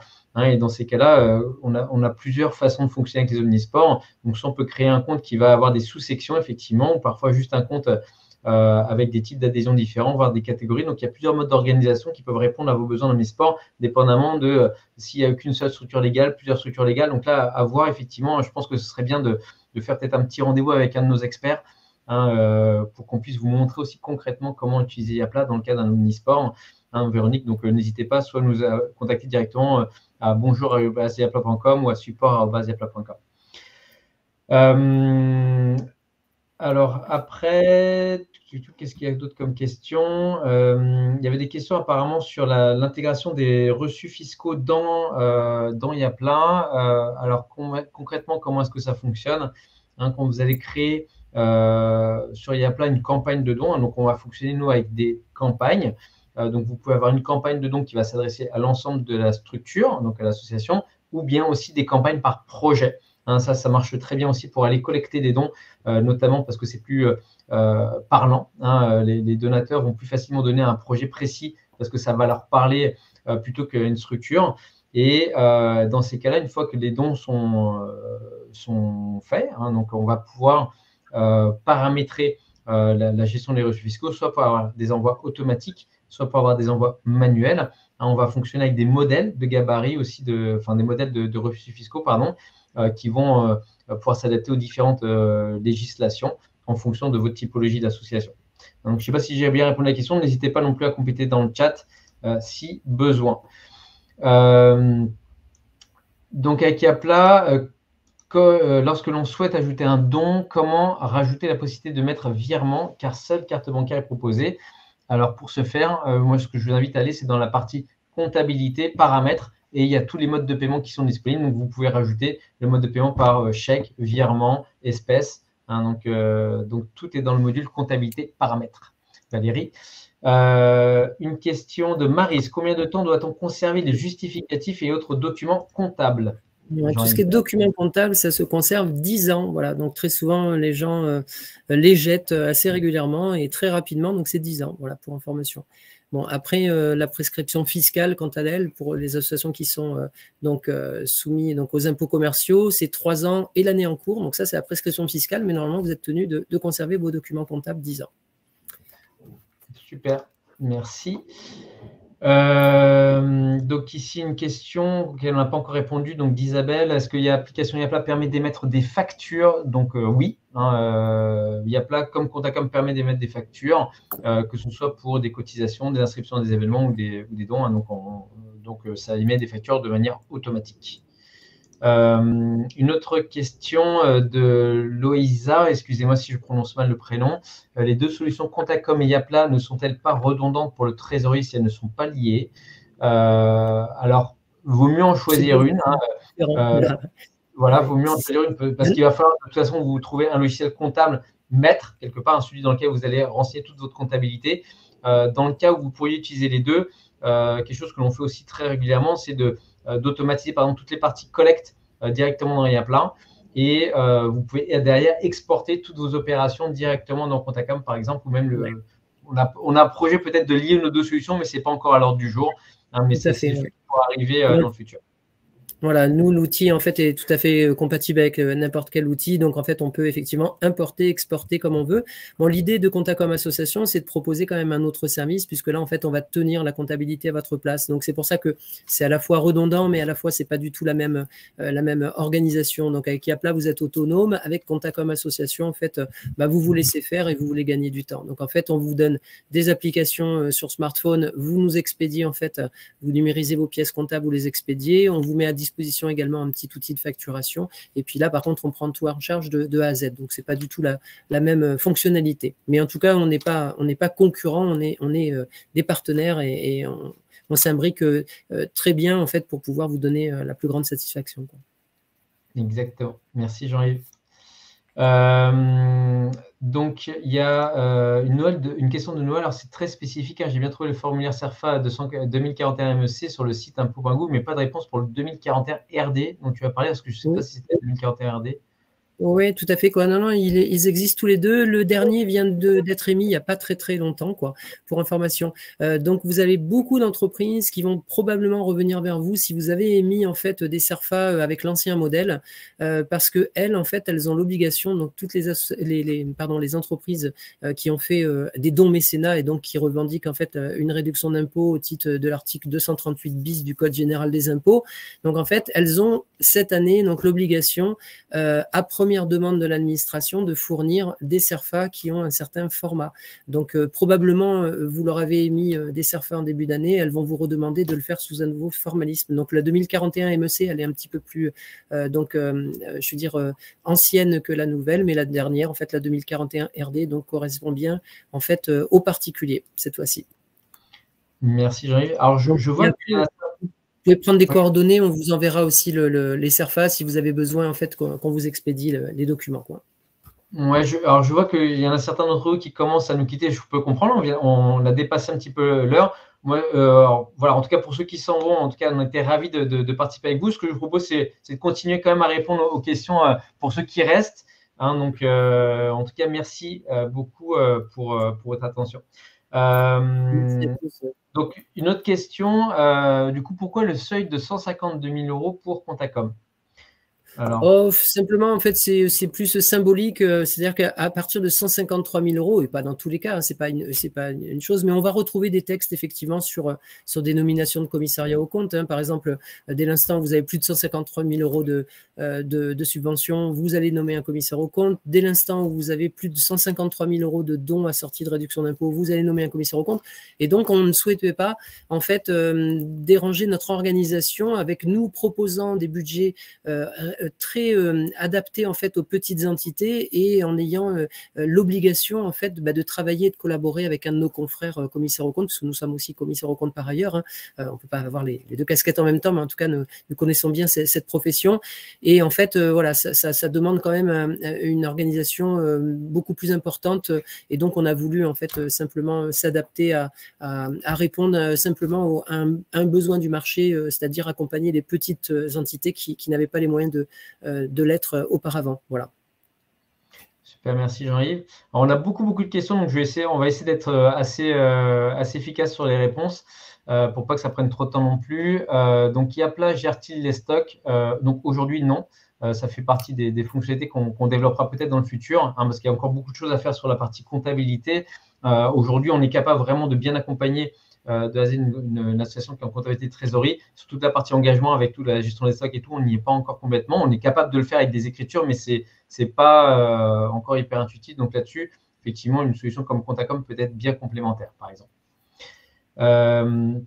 Doit-on obligatoirement informer des reçus fiscaux émis? Et je pensais qu'il suffisait de conserver des registres en cas de contrôle. Non, je confirme qu'effectivement, l'idée, c'est de vous organiser pour avoir votre registre. Alors, il peut être sous forme Excel, hein, donc sur lequel, en fait, je vous conseille, c'est de faire des colonnes avec autant de champs d'informations que l'on retrouve sur le CERFA. Donc, vous allez donc ainsi collecter au sein d'un fichier Excel donc l'entièreté des informations qui sont recensées au sein d'un CERFA. Par contre, donc depuis le 1er janvier 2021, vous avez l'obligation donc de donner le nombre de CERFA donc émis et le montant total des dons que vous avez perçus. Et donc, ça se fait au travers des 3 circuits que je vous donnais tout à l'heure, c'est-à-dire la déclaration 2065 bis dans le cadre L. Donc ça, c'est pour les associations fiscalisées. Celles qui ne sont pas fiscalisées, mais néanmoins qui émettent en fait un reçu 2070 qui concerne en fait l'imposition des revenus patrimoniaux. Donc celles-ci, elles le font au travers de cette première page, enfin, la première page du document. Et puis toutes les autres, en fait, elles doivent faire une déclaration auprès donc du site du gouvernement, donc sur les démarches simplifiées. Voilà, donc faites très attention à ça. L'année dernière, il y a eu une tolérance puisque en fait l'application pour la première fois était au 1er janvier 2021. Beaucoup d'associations ont loupé ce passage puisqu'elles avaient jusqu'au 3 mai 2022 pour faire la déclaration. Elles ne l'ont pas fait et le gouvernement leur avait laissé exceptionnellement un délai supplémentaire jusqu'au 31 décembre 2022. Seulement, là, on est déjà en 2023, donc c'est trop tard pour 2021. Donc, surtout, je vous invite à faire très attention à cette déclaration. Donc, déclaration, je le rappelle, qui doit se faire dans les 3 mois de la clôture de l'exercice. Et pour celles parmi vous qui clôturent en année civile, c'est avant le 3 mai de chaque année. Merci Jean-Yves. N'hésitez pas à voter pour les questions aussi. Là, je vais essayer de prioriser les questions où il y a le plus de votes. Donc, pour une association sportive, est-ce que les frais des membres pour aller à un match entrent dans le cadre des dons et donc avec CERFA? En l'occurrence, en fait, ils vont se faire défrayer, donc les bénévoles qui vont accompagner donc les jeunes au niveau des matchs, je dirais de l'ensemble des actions qui sont menées. Donc, ils vont pouvoir se faire donc des notes de frais et se faire défrayer des kilomètres parcourus. En revanche, s'ils ne veulent pas encaisser la somme, ils peuvent très bien, donc, au profit de l'association, dire « je ne souhaite pas encaisser, je donne, en fait, je fais don en fait de mes indemnités donc au travers donc du club et l'association à ce moment-là émettra un CERFA, puisque dans le caractère sportif, donc dès l'instant où on est une association sportive, donc non professionnelle, on est tout à fait en capacité d'émettre ce genre de CERFA. Parfait, merci Jean-Yves. Question de Christophe, est-ce possibilité de gérer une caisse avec Yapla? Oui, on a aujourd'hui la possibilité de gérer le mode de paiement espèce, que je vous invite éventuellement à activer comme tout à l'heure sur la partie comptabilité, paramètres, mode de paiement. Et donc, ça va automatiquement dans le compte de caisse, donc 531 de mémoire. Voilà. Et pour les annexes, Contacom permet-il de les faire? Oui, tout à fait. Alors, à savoir que vous rentrez dans l'offre digitale, donc Contacom Association, c'est-à-dire que l'outil Conta.com que vous pouvez souscrire par ailleurs, en fait, ne permet pas de sortir les annexes comptables. Il faut vraiment faire appel à nos services, donc nos cabinets d'expertise comptable. Et là, effectivement, on vous fait en fait des comptes annuels, voilà, qui sont tout à fait corrects, puisqu'en fait, ils ont l'intégralité des documents. Qui sont obligatoires, quoi. Voilà, notamment l'annexe en fait partie. Parfait. Une question de Raphaël. Mon association est affiliée à une fédération reconnue d'utilité publique. Nous sommes reconnus de fait. Doit-on tenir une comptabilité de trésorerie ou pas? Alors normalement, si vous êtes affilié à une fédération reconnue d'utilité publique, en principe, vous êtes tenu à une comptabilité d'engagement, quoi. Voilà, notamment pour remonter l'intégralité des informations à l'échelon national, quoi. Super, merci. Donc, plus le seuil de 153 000 €, y compris les contributions volontaires ou hors contributions volontaires? Alors, quand on parle des 153 000 €, pardon, je n'ai pas compris la question. Du coup, c'est par rapport en fait à la nomination, mais par rapport à la nomination des commissaires aux comptes, parce que en fait, on parle de 153 000 € de dons reçus assortis de réduction d'impôt, ou alors on parle de 153 000 € de subventions publiques. C'est dans ces deux cas-là qu'on doit nommer un commissaire aux comptes, et donc les contributions volontaires n'ont pas en fait à rentrer dans ce genre de sujet, quoi. Ok, super, merci. Alors, par contre, si la question c'était par rapport à l'offre Contacom, déjà c'est jusqu'à 152 000 € et on parle de budget de fonctionnement, mais hors contribution volontaire, si jamais c'était l'objet de la question. Tu as raison de compléter parce que 152 000. Hein, voilà. Ouais, n'hésitez pas à poser des questions de la manière la plus claire possible pour qu'il n'y ait pas trop d'interprétation. En tout cas, merci parce qu'il y a beaucoup de questions. Donc, sous quelle forme doit-on déclarer le nombre de CERFA et le montant total en étant une petite association? Voilà. Bon, là, l'information a déjà été donnée 2 fois, donc je vous invite en fait à revoir le replay. Et donc, tout à l'heure, je viens de répondre à une question précédente là-dessus. Hein. Donc, les fameux 3 circuits là, sur lesquels vous avez l'obligation d'émettre ces informations. Parfait. Est-ce qu'il y en a d'autres? Quid des amortissements d'investissement et valeur nette comptable dans compte de résultat et bilan? Oui, en l'occurrence, sur les comptabilités en fait, que l'on va tenir, en fait, on va pouvoir inscrire donc, à l'actif du bilan donc, vos investissements et donc les amortir en fonction des durées probables d'utilisation. Et donc, elles vont apparaître en valeur brute. Et une fois que l'amortissement cumulé apparaît, vous avez également les valeurs nettes qui sont inscrites donc, à l'actif du bilan. Donc ça, c'est tout à fait géré par nos services notamment. Merci. Avons-nous un interlocuteur dédié sur Yapla si besoin? Alors, il n'y a pas d'interlocuteur dédié sur la plupart des forfaits. Hein. On a toute une équipe, par contre, qui est à votre disposition pour répondre à toutes vos sollicitations, que ce soit par mail, par rendez-vous, etc. Par contre, ce n'est pas forcément toujours la même personne qui va répondre, sauf dans le cadre du forfait Galaxy, où là, pour le coup, on a un directeur de compte qui vous est dédié. Hein. Alors, ça concerne peut-être un peu moins d'entre vous, mais voilà, en tout cas, on a une équipe qui est toujours disponible et on essaie d'être disponible entre à 9h30 et 22h tous les jours. Hein. Donc, on est aussi disponible en soirée si besoin, puisqu'on a des équipes qui sont présentes au Québec. Voilà, pour la petite histoire. Voilà. Il y avait une question sur laquelle la team n'avait pas répondu encore. Est-ce que les deux solutions permettent les fichiers FEC, en tout cas pour la partie Conta.com? Voilà, c'est un logiciel voilà, qui respecte la réglementation. Donc, effectivement, ça émet un fichier des écritures comptables, ce qui fait que voilà, vous pouvez nous quitter si vous n'êtes pas content de nos services. Mais ça sera forcément. Alors, sur Yapla, on ne gère pas encore les fichiers FEC. Par contre, vous êtes tout à fait. Toutes les données sont exportables au format Excel, sauf le site web. Hein, donc, vous pouvez de toute manière exporter également toute votre comptabilité. C'est juste que ce ne sera pas le format FEC, mais vous aurez quand même toutes les opérations que vous pourrez réimporter par ailleurs. Est-ce qu'avec Yapla, on peut générer des bilans voilà, par événement? Ouais, des bilans par événement. Alors, des bilans par événement, non. Ou alors peut-être en compta analytique, hein, qui est disponible à partir du forfait Galaxy aujourd'hui. Donc, pas sur le forfait en vol. Donc, je vois une autre question ici. Désolé, arrivé tardivement. Bilan comptable, compte de résultats sont-ils inclus dans Yapla ou faut-il passer par Contacom pour obtenir ces deux documents? En fait, les deux documents sont disponibles à la fois chez Contacom et à la fois chez Yapla. Donc, vous êtes capable de les avoir des deux côtés. Si on n'a pas publié l'ensemble des CERFA 2022, que peut-on faire? Alors, CERFA 2022, en fait, vous êtes encore à même de pouvoir le faire puisque ça doit se faire avant le 3 mai si jamais votre association est clôture en année civile. Voilà. Donc, sinon, vous aviez jusque dans les 3 mois qui suivait la clôture. Donc, de toute façon, voilà, si vous avez clôturé au mois d'octobre, au mois de novembre, c'était un petit peu tard. Donc, bon, rien n'empêche effectivement d'aller faire cette déclaration tardivement, mais vous l'aurez fait tardivement, mais en tout cas, votre bonne foi sera là. Après, vous avez le droit aussi à l'erreur, hein, pour info. Merci Jean-Yves. Alors, je vois une question de Charles-Éric. Un point sur les amortissements, peut-être. Est-ce que tu peux expliquer ce que c'est que les amortissements rapidement et voir comment est-ce qu'on peut éventuellement les intégrer dans une solution comptable?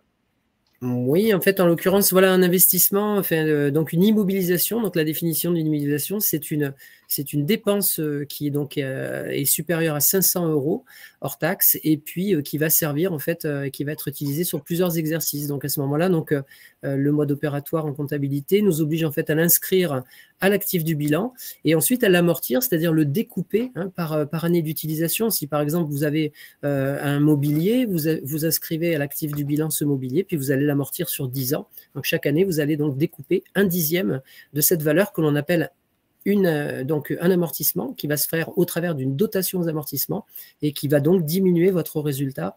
C'est un poste budgétaire comme un autre. Voilà. Et donc, une fois que vous avez votre investissement qui va être totalement amorti, il va avoir ce qu'on appelle une valeur nette comptable à 0. Et voilà, donc, tout simplement, tant qu'en tout cas vous en faites l'utilisation, il reste inscrit à l'actif du bilan. Parfait, merci. Une question de Jean-Luc. Est-ce que l'organisation de soirées systématiques fonds déficitaires peut être considérée comme une activité commerciale soumise à TVA et autres taxes? Alors, le fait que vous soyez déficitaire ne veut pas forcément dire que vous échappez en fait au secteur marchand, quoi. Donc là, il faut reprendre en fait la règle en fait qui est mise en place là pour déterminer si les actions que vous menez en fait font concurrence au secteur marchand. Donc je vous rappelle en fait les 3 étapes hein, qu'il faut aller voir. Est-ce que l'association est à but non lucratif? Si on répond à cette première question, donc voilà, est-ce qu'elle a en fait des relations privilégiées avec des opérations, avec des entités du secteur lucratif? Et auquel cas vous pourriez très bien en fait transférer une partie des résultats au travers du secteur marchand. Donc ça va impliquer que vous êtes soumis aux impôts. Et si vous passez encore cette étape et que vous êtes toujours à but non lucratif, en tout cas posez-vous la question de la règle des 4 P. Qu'est-ce que je propose comme produit, comme prestation, à quel public, à quel prix, et est-ce que je fais de la publicité ou de la promotion pour cela, quoi. Donc c'est ça qui va emmener votre association vers un secteur lucratif, mais en aucun cas le fait d'être déficitaire, quoi. Vous pouvez très bien être entre parenthèses, un mauvais gestionnaire, mais en tout cas redevable de l'impôt. Super, merci. J'ai une question d'Evelyne. Y a-t-il un mode d'emploi de Yapla? Alors, il n'y a pas forcément un mode d'emploi en tant que tel. Par contre, il faut savoir que bien sûr, il y a l'équipe et surtout, vous avez accès à une aide en ligne directement, soit sur le logiciel, soit sur le site support.yapla.com, dans lequel vous allez retrouver des centaines d'articles qui vont vous expliquer chacune des fonctionnalités de Yapla. Donc, je pense que vous devriez trouver votre bonheur là-dedans. Une question de Michel, la fiscalisation de l'association peut être non jusqu'à ce qu'on demande à l'administration fiscale de se positionner, qu'elle nous réponde. L'état de droit est très subjectif, donc je ne suis pas sûr que ce soit vraiment une question d'ailleurs. Je n'ai pas forcément bien compris la question, mais bon, en attendant, en fait, le rescrit est là pour vous conforter en fait dans votre position. C'est-à-dire, grosso modo, quand vous faites un rescrit, vous donnez l'ensemble des informations à l'administration, mais simplement en lui disant, à mon avis, je ne suis pas assujetti. Et donc, l'administration, soit elle vous fait une réponse circonstanciée en disant si, vous êtes assujetti pour telle et telle raison. Si elle ne répond pas, en fait, ça vaut ce qu'on appelle accord tacite, c'est-à-dire qu'en fait, le fait de ne pas avoir de réponse en temps et en heure fait que votre association, en fait, elle est de bonne foi, en tout cas, non soumise aux impôts commerciaux. Voilà. Parfait, merci. Notre asso est une asso d'intérêt général et peut délivrer des dons. Moins de 150 000 € est-elle soumise à la compta d'engagement, du coup?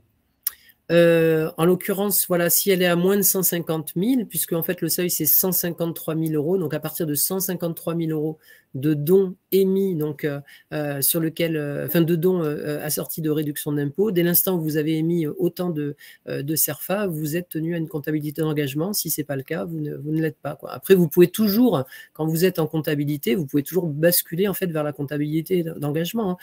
Donc voilà, nous, nos petites associations dont on a la charge d'un Comptacom association, nous pratiquons en fait des comptabilités d'engagement, quoi. Okay. L'un n'exclut pas l'autre.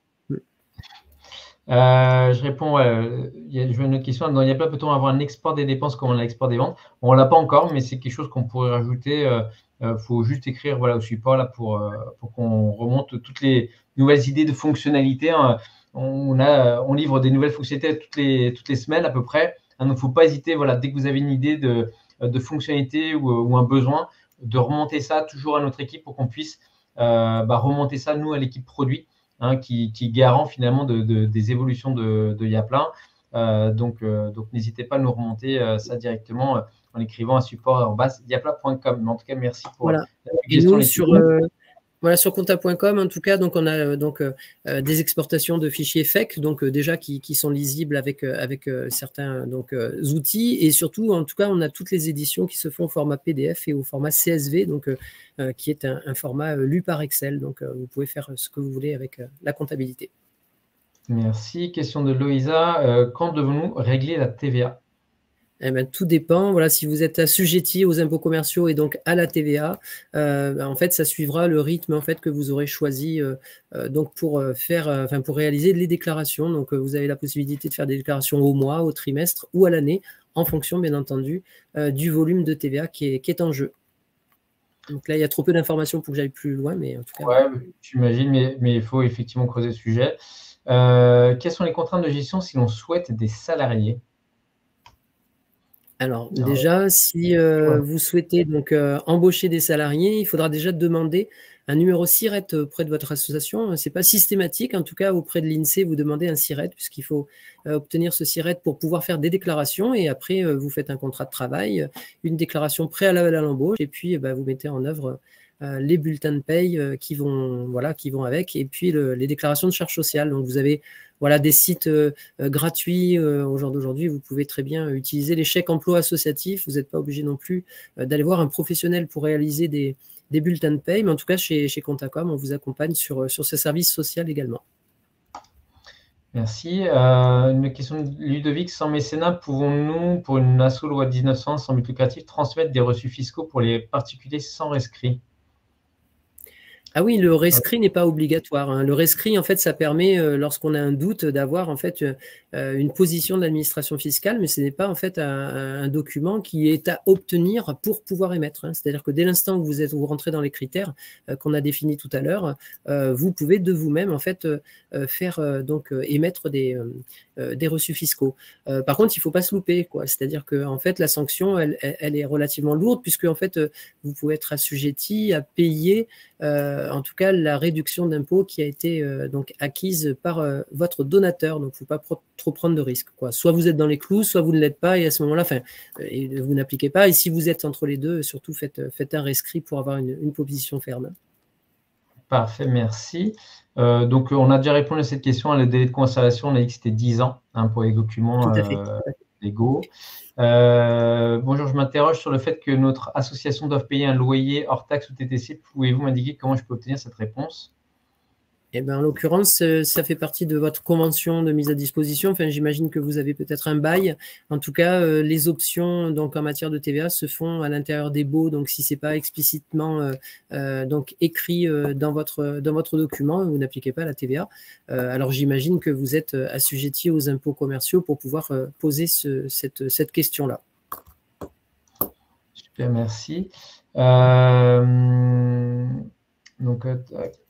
Bonjour, le recours à un plan comptable est-il obligatoire? Je viens de reprendre la comptable d'une asso de parents d'élèves et il s'agit uniquement de recenser les recettes et les dépenses par événement. Bon, en l'occurrence, dès l'instant où vous tenez pas de comptabilité, formelle, hein, vous pouvez très bien utiliser un tableur Excel et identifier simplement vos postes budgétaires en libellé, quoi, tout simplement, sans utiliser de plan comptable. Hein. En revanche, si vous tenez une comptabilité, vous allez vous référer au plan comptable traditionnel, quoi. Vous avez des comptes qui sont vraiment mis en adéquation pour le genre d'activité, donc ça serait un peu difficile de tenir une comptabilité sans respecter le plan comptable. Mais en tout cas, vous n'avez pas d'obligation de mettre une comptabilité informatisée. Vous pouvez très bien, en tout cas, soit la tenir sur papier ou soit tenir ça sous un tableur Excel. Ça suffit amplement en tout cas pour le genre d'association dont vous avez la charge, quoi.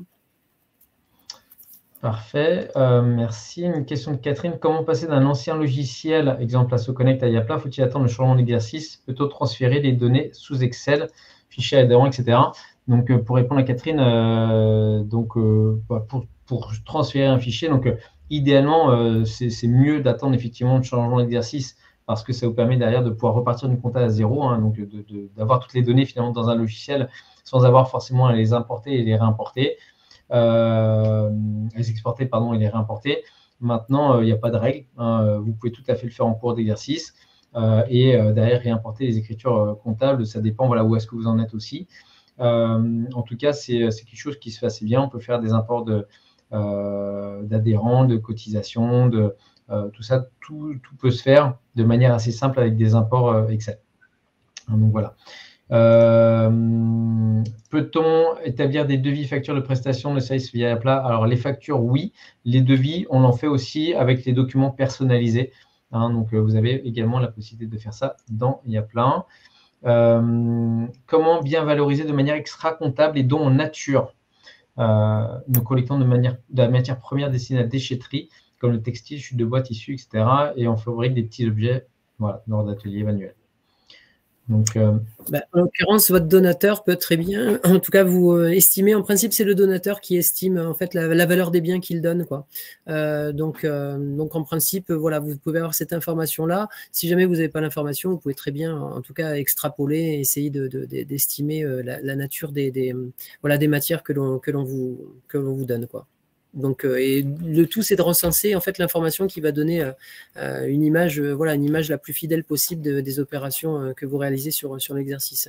Hein, parfait, merci. Je pense que ça répond aussi peut-être à votre autre question sur la comptabilité des ventes de petits produits upcyclés. Peut-on adopter le zéro papier en numérisant tous les justificatifs de Jean-Luc? Alors, zéro papier, oui, dans l'absolu, mais en tout cas, vous serez dans l'obligation de conserver les papiers, malheureusement, sur le plan fiscal. Alors, si votre association n'est pas soumise aux impôts commerciaux, voilà, que vous n'avez pas de problème particulier, j'ai envie de dire, hormis le fait que la comptabilité, enfin, toutes les pièces comptables doivent être conservées 10 ans, il y a peu de risques en fait qu'on aille vous reprocher de ne pas avoir ces informations, je dirais, réelles, quoi.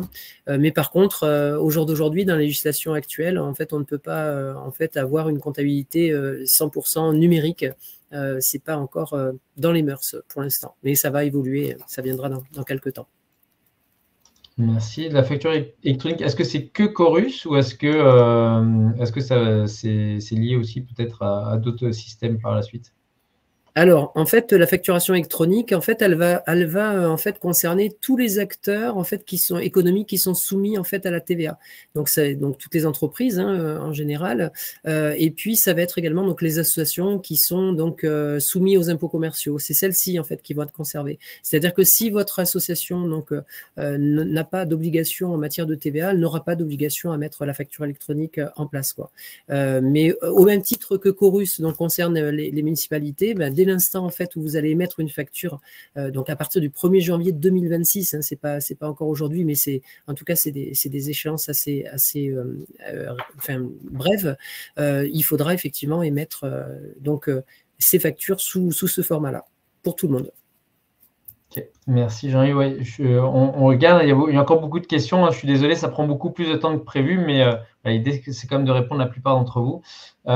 Est-il envisagé d'ajouter à l'avenir la possibilité de lier une facture scannée ou photographiée dans le module de comptabilité Yapla? Donc là, oui. Par contre, je ne peux pas encore vous donner de date, mais on en a parlé très récemment avec l'équipe produit, donc le pouvoir ajouter des pièces jointes. Donc là, ouais, non, ça c'était une remarque. Pouvez-vous préciser comment Pardon? Non, j'allais préciser juste que nos comptabilités sont tenues effectivement avec l'image donc numérisée qui est attachée aux pièces comptables. Voilà. Et chez Comptacom, malheureusement, ça fait déjà presque 20 ans que c'est comme ça. Voilà. Ouais, désolé, ça va arriver bientôt chez Yapla, bien sûr. Tu imagines bien, c'est important. Bien sûr. Tiens, Jean-Yves, est-ce que tu peux me préciser comment est-ce qu'on doit faire la déclaration fiscale? Alors, je ne sais pas trop la question. Alors, quelle déclaration fiscale? Voilà, la question, elle est peut-être un peu imprécise. Si la personne qui l'a posée veut bien rajouter des compléments d'information, ça nous permettra d'y répondre. On vous demande de préciser, s'il vous plaît. Donc, est-ce qu'une association de protection animale a la possibilité de faire des reçus fiscaux? à brut pour point, comme ça, je ne sais pas. Là, après, il va falloir retrouver le caractère. Pop, pop, pop. Oui, la défense animale, me semble-t-il, elle y est dedans. Là, je n'ai pas forcément la réponse immédiatement, quoi. Après, il faut qu'on aille un peu plus loin. Sinon, moi, ouais, si vous pouvez recontacter peut-être Jean-Yves voilà, ouais, par la suite. J'ai un doute. Bon, là, après le webinaire, on va avancer. La démarche de déclaration est obligatoire si on a le rescrit mécénat.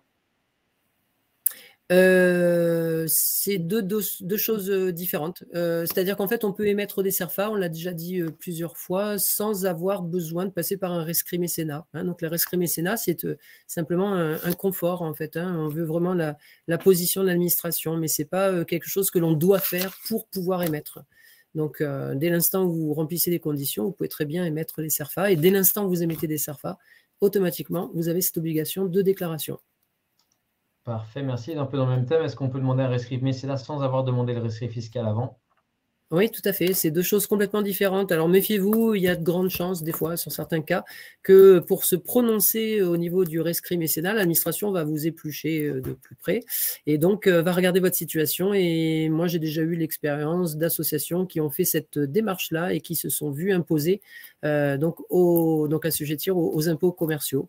Ce qui n'est pas forcément un mal en soi. En l'occurrence, je pense à une association qui, dans un premier temps, était un petit peu déçue. Et puis, quand on lui a expliqué que sa situation faisait qu'elle était en crédit de TVA chronique, elle a déjà un peu plus retrouvé le sourire. Et dès l'instant où, en fait, elle ne faisait pas non plus d'excédent, elle n'avait pas non plus d'impôt sur les sociétés à payer. Donc, en fait, ce n'est pas non plus un drame d'être assujetti aux impôts commerciaux. Ça peut, des fois, ouvrir, en tout cas, des portes, en l'occurrence, pour l'expérience que je viens de vous décrire, d'avoir des financements supplémentaires. Parfait, merci. Est-ce que c'est limité dans le temps, un rescrit? Alors, le rescrit, en fait, c'est une position de l'administration à partir de données, d'informations que vous lui avez données. Donc, l'administration, quand elle vous répond, alors déjà, c'est le rescrit fiscal. Donc, on l'a dit, il y a 4 mois de délai pour que l'administration se prononce. Par contre, quand vous avez l'administration qui se prononce, elle vous rappelle bien que ça l'engage qu'à partir des informations que vous lui avez fournies. Si entre-temps, votre situation change, quelque part, c'est comme si votre rescrit devenait obsolète, quoi. Donc, faites très, très attention en fait, à l'évolution que peut prendre votre association. Hein. Donc, il y a vraiment des informations très précises qui sont données à l'administration. Donc, dès l'instant où votre situation change de façon significative, il faut à la limite refaire un rescrit si vous voulez être tranquille, quoi. Ok, parfait. Est-ce que... ça, on a déjà répondu. Non, ça, c'est pas une question non plus, excuse-moi. CERFA est-il valable pour ceux qui ne sont pas en France, en Allemagne, par exemple?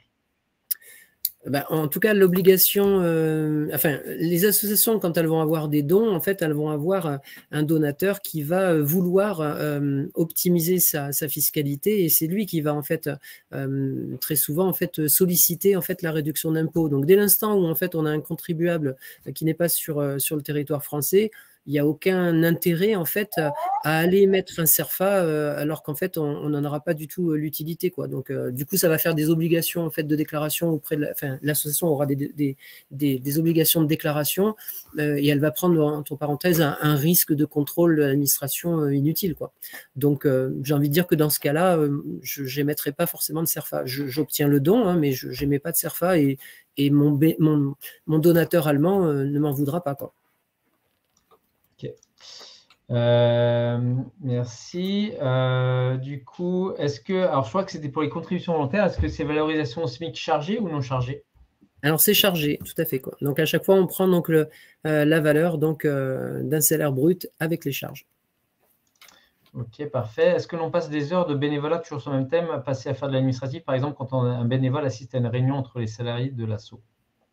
Oui, toutes les heures de bénévolat sont valorisables, hein, donc il n'y a pas d'actions en fait qui sont à laisser. Donc il faut vraiment recenser. Donc souvent vous faites la liste en fait des bénévoles qui interviennent pour le compte de l'association et puis en fonction des tâches qu'ils réalisent pour l'association, vous pouvez valoriser toutes les heures. Ok, les contributions volontaires, donc est-ce qu'elles doivent être déclarées dans une comptabilité de trésorerie ou uniquement en comptabilité d'engagement? Donc je pense les deux. Alors, voilà, c'est uniquement en comptabilité d'engagement, hein, puisque c'est dans le cadre d'écriture spécifique avec donc, des écritures de classe 8 hein, que ça va être réalisé, avec une mention pareille en annexe. Néanmoins, c'est utile quand même d'avoir ce recensement, notamment pour vos demandes de subvention, puisque au sein des demandes de subvention, vous allez pouvoir donc avoir des cases spécifiques sur lesquelles vous allez mentionner les heures de bénévolat pour donner en fait une dimension plus importante de votre budget vis-à-vis de l'organisme financeur. Parfait. Les dons reçus qui sont sur un compte bancaire, donc dès qu'on a reçu un don, est-ce qu'elle a un délai pour l'utiliser ou pas forcément? Pour l'utiliser, non. Non, vous faites, l'association fait ce qu'elle veut avec ses fonds, quoi. Elle a reçu des dons, ça fait partie en fait de ses produits et elle va engager ensuite les actions qui vont bien avec ça, quoi. Donc il n'y a pas de délai pour utiliser les fonds, quoi. Ok. Ils appartiennent en fait à l'association dans le cadre de ses actions, quoi. L'assujettissement à l'impôt commercial permet de pouvoir déduire la TVA sur les achats. Alors oui et non, c'est-à-dire qu'en fait, vous avez déjà dans un premier temps, vous avez l'association qui va être donc assujettie aux impôts commerciaux. Le fait d'être assujetti ne veut pas dire forcément que vous êtes redevable. Donc après, si vous n'avez pas utilisé la franchise en base de TVA, à ce moment-là, effectivement, vous pouvez rentrer dans le champ d'application de la TVA dès le premier euro. Et donc, dès l'instant où vous allez être soumis aux impôts commerciaux, vous avez le droit donc de récupérer la TVA sur l'intégralité des achats et services que vous achetez au sein de votre association. Parfait. Où trouver la liste des dernières obligations en termes de gestion compta sur le CERFA, par exemple, des choses comme ça? Est-ce qu'on peut trouver ça? Est-ce que Contacom, vous faites une newsletter peut-être par rapport à ça Non, on fait régulièrement des webinaires. En fait, on fait de l'information complète. On a des partenaires également sur lesquels voilà, j'interviens une fois par trimestre pour faire des réponses, des questions-réponses sur Internet. Voilà, donc, mais sinon, après, non, il faut regarder la législation. Vous avez aujourd'hui les sites du gouvernement sur lesquels on retrouve toute cette information régulièrement, quoi. Ok. Est-ce que une comptabilité d'une asso peut être gérée par un auto-entrepreneur? A priori, oui, l'auto-entrepreneur, c'est un statut fiscal, c'est pas une personne en soi, quoi. Donc, n'importe quelle personne peut intervenir pour gérer une asso, quoi. Parfait. Possibilité de comptabilité analytique sur la plat? Oui, sur le forfait Galaxy, c'est tout à fait possible. J'ai besoin que vous puissiez préciser la notion d'heure de bénévolat, notamment au niveau des membres du bureau. Les prestations versées aux membres du bureau sont intégrées de quelle manière dans la compta et quelle fiscalité? Alors ça, on y avait répondu tout à l'heure en disant que effectivement les heures réalisées par les bénévoles au sein du bureau donc font partie de ces heures en fait sur lesquelles on les recense au travers des contributions volontaires, quoi. Voilà. Après les prestations donc versées aux membres du bureau, en fait on parle uniquement de défraiement, donc sinon ce sont des salaires et là attention à ce que vous faites, quoi. Donc déjà, il faut que pour qu'il y ait des salaires, ça soit prévu dans les statuts, c'est pas tout le monde. Et puis, il faut regarder aussi le niveau de salaire que vous réalisez, quoi. Donc, sinon, après, il faut faire des bulletins de paye, quoi. Mais là, en l'occurrence, attention, on est en train de parler de membres du conseil d'administration, quoi. Donc,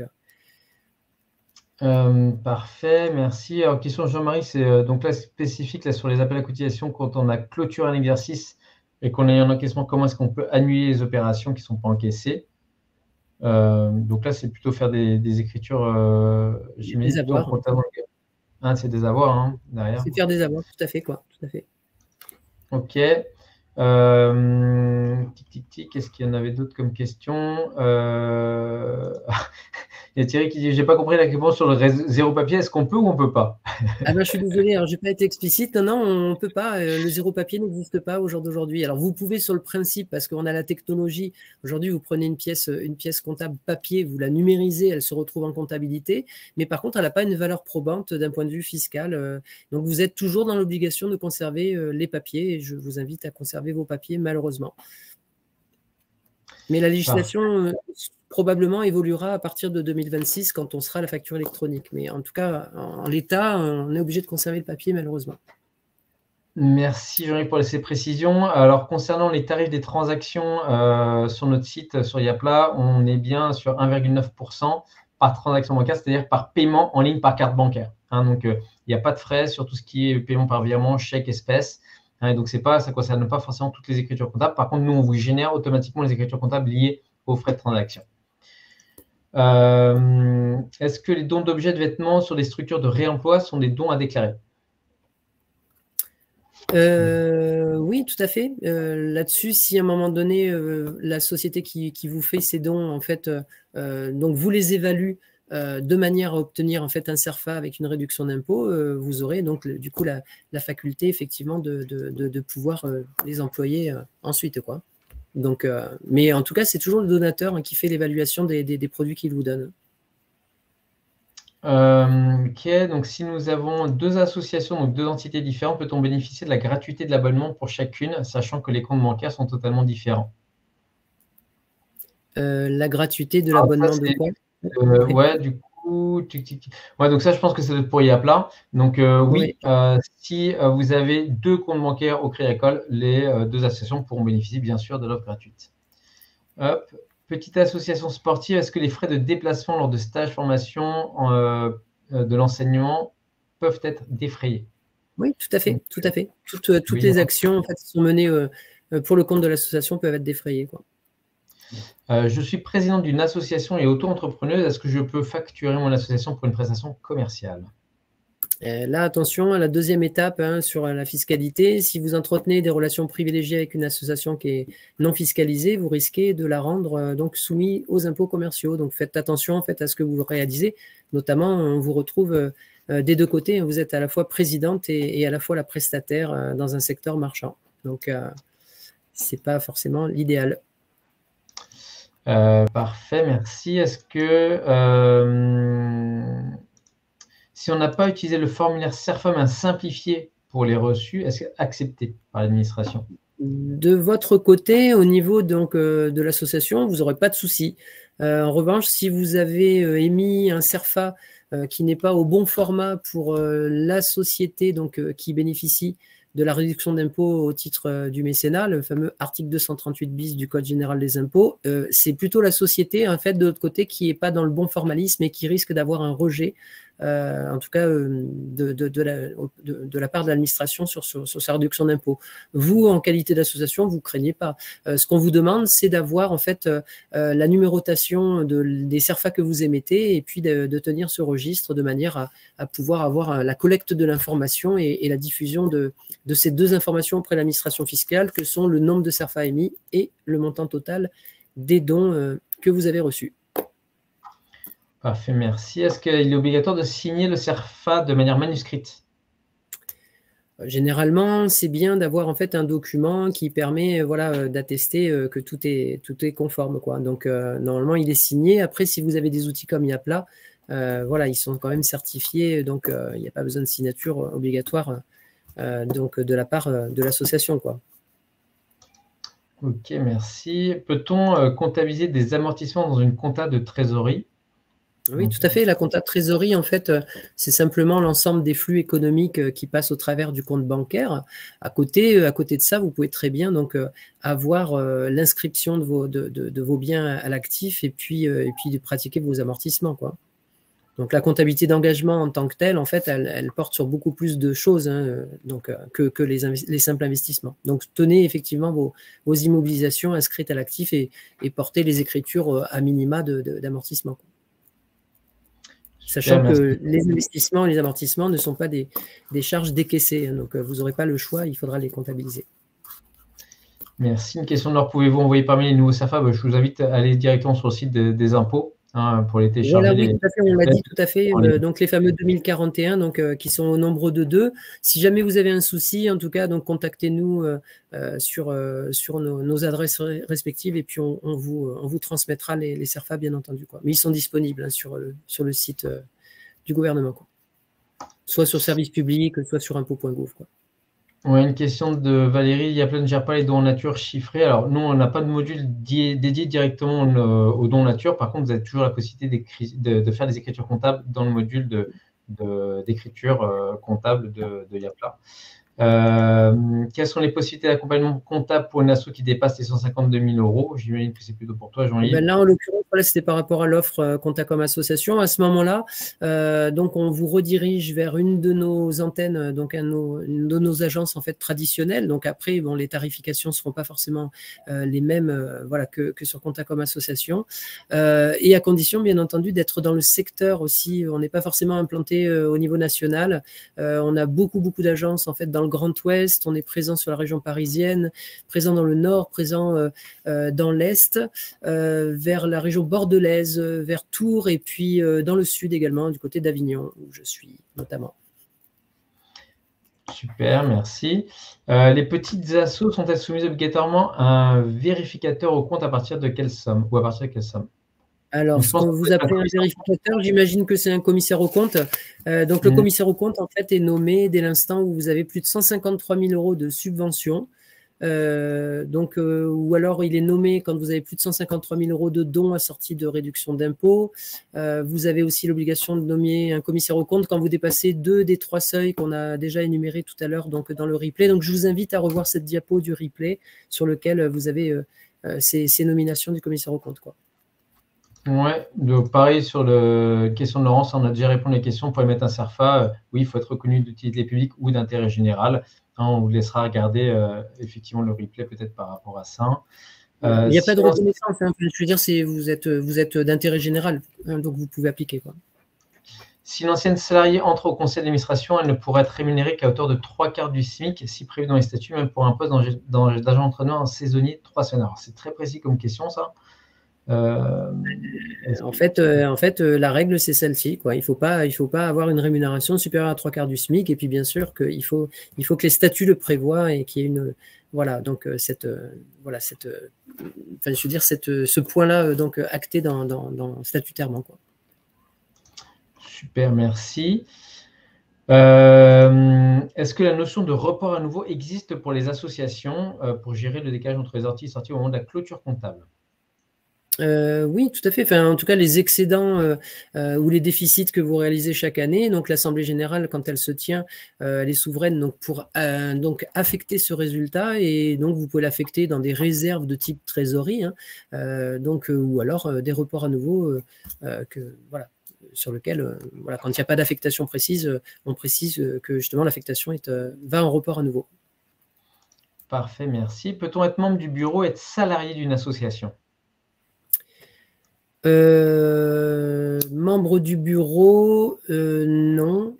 Et être salarié d'une association, oui et non, en fait, hein, tout dépend en fait de l'activité et dans le cadre du membre du bureau, voilà, tout dépend en fait de savoir si vous êtes déjà président et donc à quelle hauteur en fait vous souhaitez être salarié. Donc faites très attention en fait à ces notions en fait de 3/4 du SMIC dont on était en train de parler tout à l'heure. Sinon, à un moment donné, vous allez basculer dans la fiscalité. Mais après, rien n'empêche d'être membre du conseil d'administration et salarié. Et encore faut-il voir après, je dirais, l'ancienneté du contrat de travail par rapport en fait à la nomination que vous avez réalisée, quoi.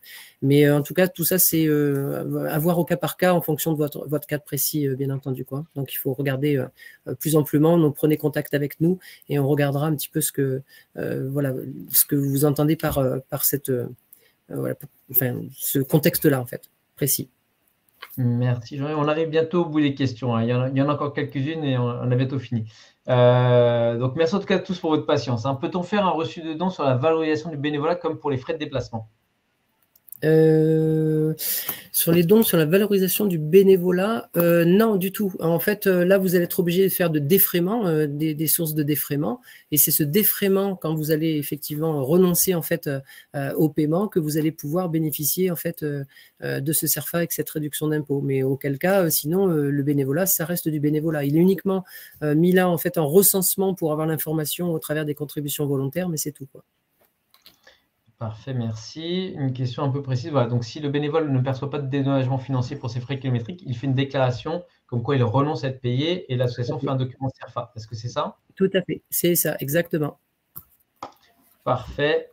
Pour le bénévolat, si j'ai bien compris, il faut le comptabiliser dans les comptes classe 8 ou le mettre plus précisément de crédit le débit. Ah ben justement, c'est et à la fois au débit et au crédit, vous avez des comptes spécifiques qui existent en fait, sur lesquels on reprend à la fois en fait une position de débitrice et créditrice, tout simplement. Voilà, donc il y a les schémas d'écriture qui existent en fonction de savoir si ce sont des dons en nature, des services ou des heures de bénévolat. Parfait. Donc il y a un plan comptable spécifique hein, sur lequel il faut vous référer. Merci. Donc une salariée peut-elle être membre du conseil d'administration? Là, on a déjà reparlé, en tout cas, Ouais. évoquer ce système-là tout à l'heure. C'était la même question. Ouais, c'était entre le bureau et là, je pense que c'était le bureau et là, c'est le conseil d'administration, mais c'est la même chose. C'est Hein, pareil, c'est la même chose, tout à fait, quoi. Ouais. Parfait. Pour le CERFA don d'une entreprise, je trouve le formulaire 11580 et non CERFA numéro XXX. Donc, je ne sais pas, est-ce qu'il y a un CERFA spécifique pour les Oui, le 11580, après, ouais, je ne suis pas. Moral, c'est ça. Donc, Voilà, je ne les connais pas par cœur au niveau des numéros. ça, c'est Je suis très désolé. possible. Hein. Le 580, je pense que c'est l'ancien de mémoire, ça doit être l'ancien. Voilà. Et aujourd'hui, il est remplacé par un 2041 MEC et le 2041 RD. Voilà, donc je vous invite à aller donc télécharger les nouveaux modèles. Super, ben, je pense qu'on a fait le tour à peu près des questions. J'en vois pas d'autres là comme ça. En tout cas, merci, ça a été très… Oula, Voilà. aussi, En tout cas, merci aux 132 personnes qui nous suivent encore. Donc, vous êtes courageux. Hein. Accro aux questions. C'est gentil à vous. En tout cas, voilà. En tout cas, si jamais, voilà, on n'a peut-être pas répondu exactement à toutes les questions, on n'a pas trop suivi le chat. Donc vraiment, si jamais on n'a pas répondu à vos questions, on est désolé. N'hésitez pas dans ces cas-là à nous écrire. On y répondra avec grand plaisir. On est disponible, que ce soit chez Contacom ou chez Yapla. On a des équipes qui sont là pour vous aider, pour vous accompagner. En tout cas, voilà, on est ravis d'avoir passé, c'est presque 2 heures finalement avec vous ce soir. Oui, ça passe très très vite. Voilà, en tout cas, merci de votre attention et puis votre confiance pour nous suivre au quotidien. À très bientôt en tout cas. Voilà. En tout cas, on vous souhaite une très bonne soirée et à bientôt. Au revoir. Merci Laurent, bonne soirée. Et merci, au revoir à tous. Jean-Yves aussi. Merci beaucoup pour ton courage et ta détermination, c'est fantastique. Merci, au revoir.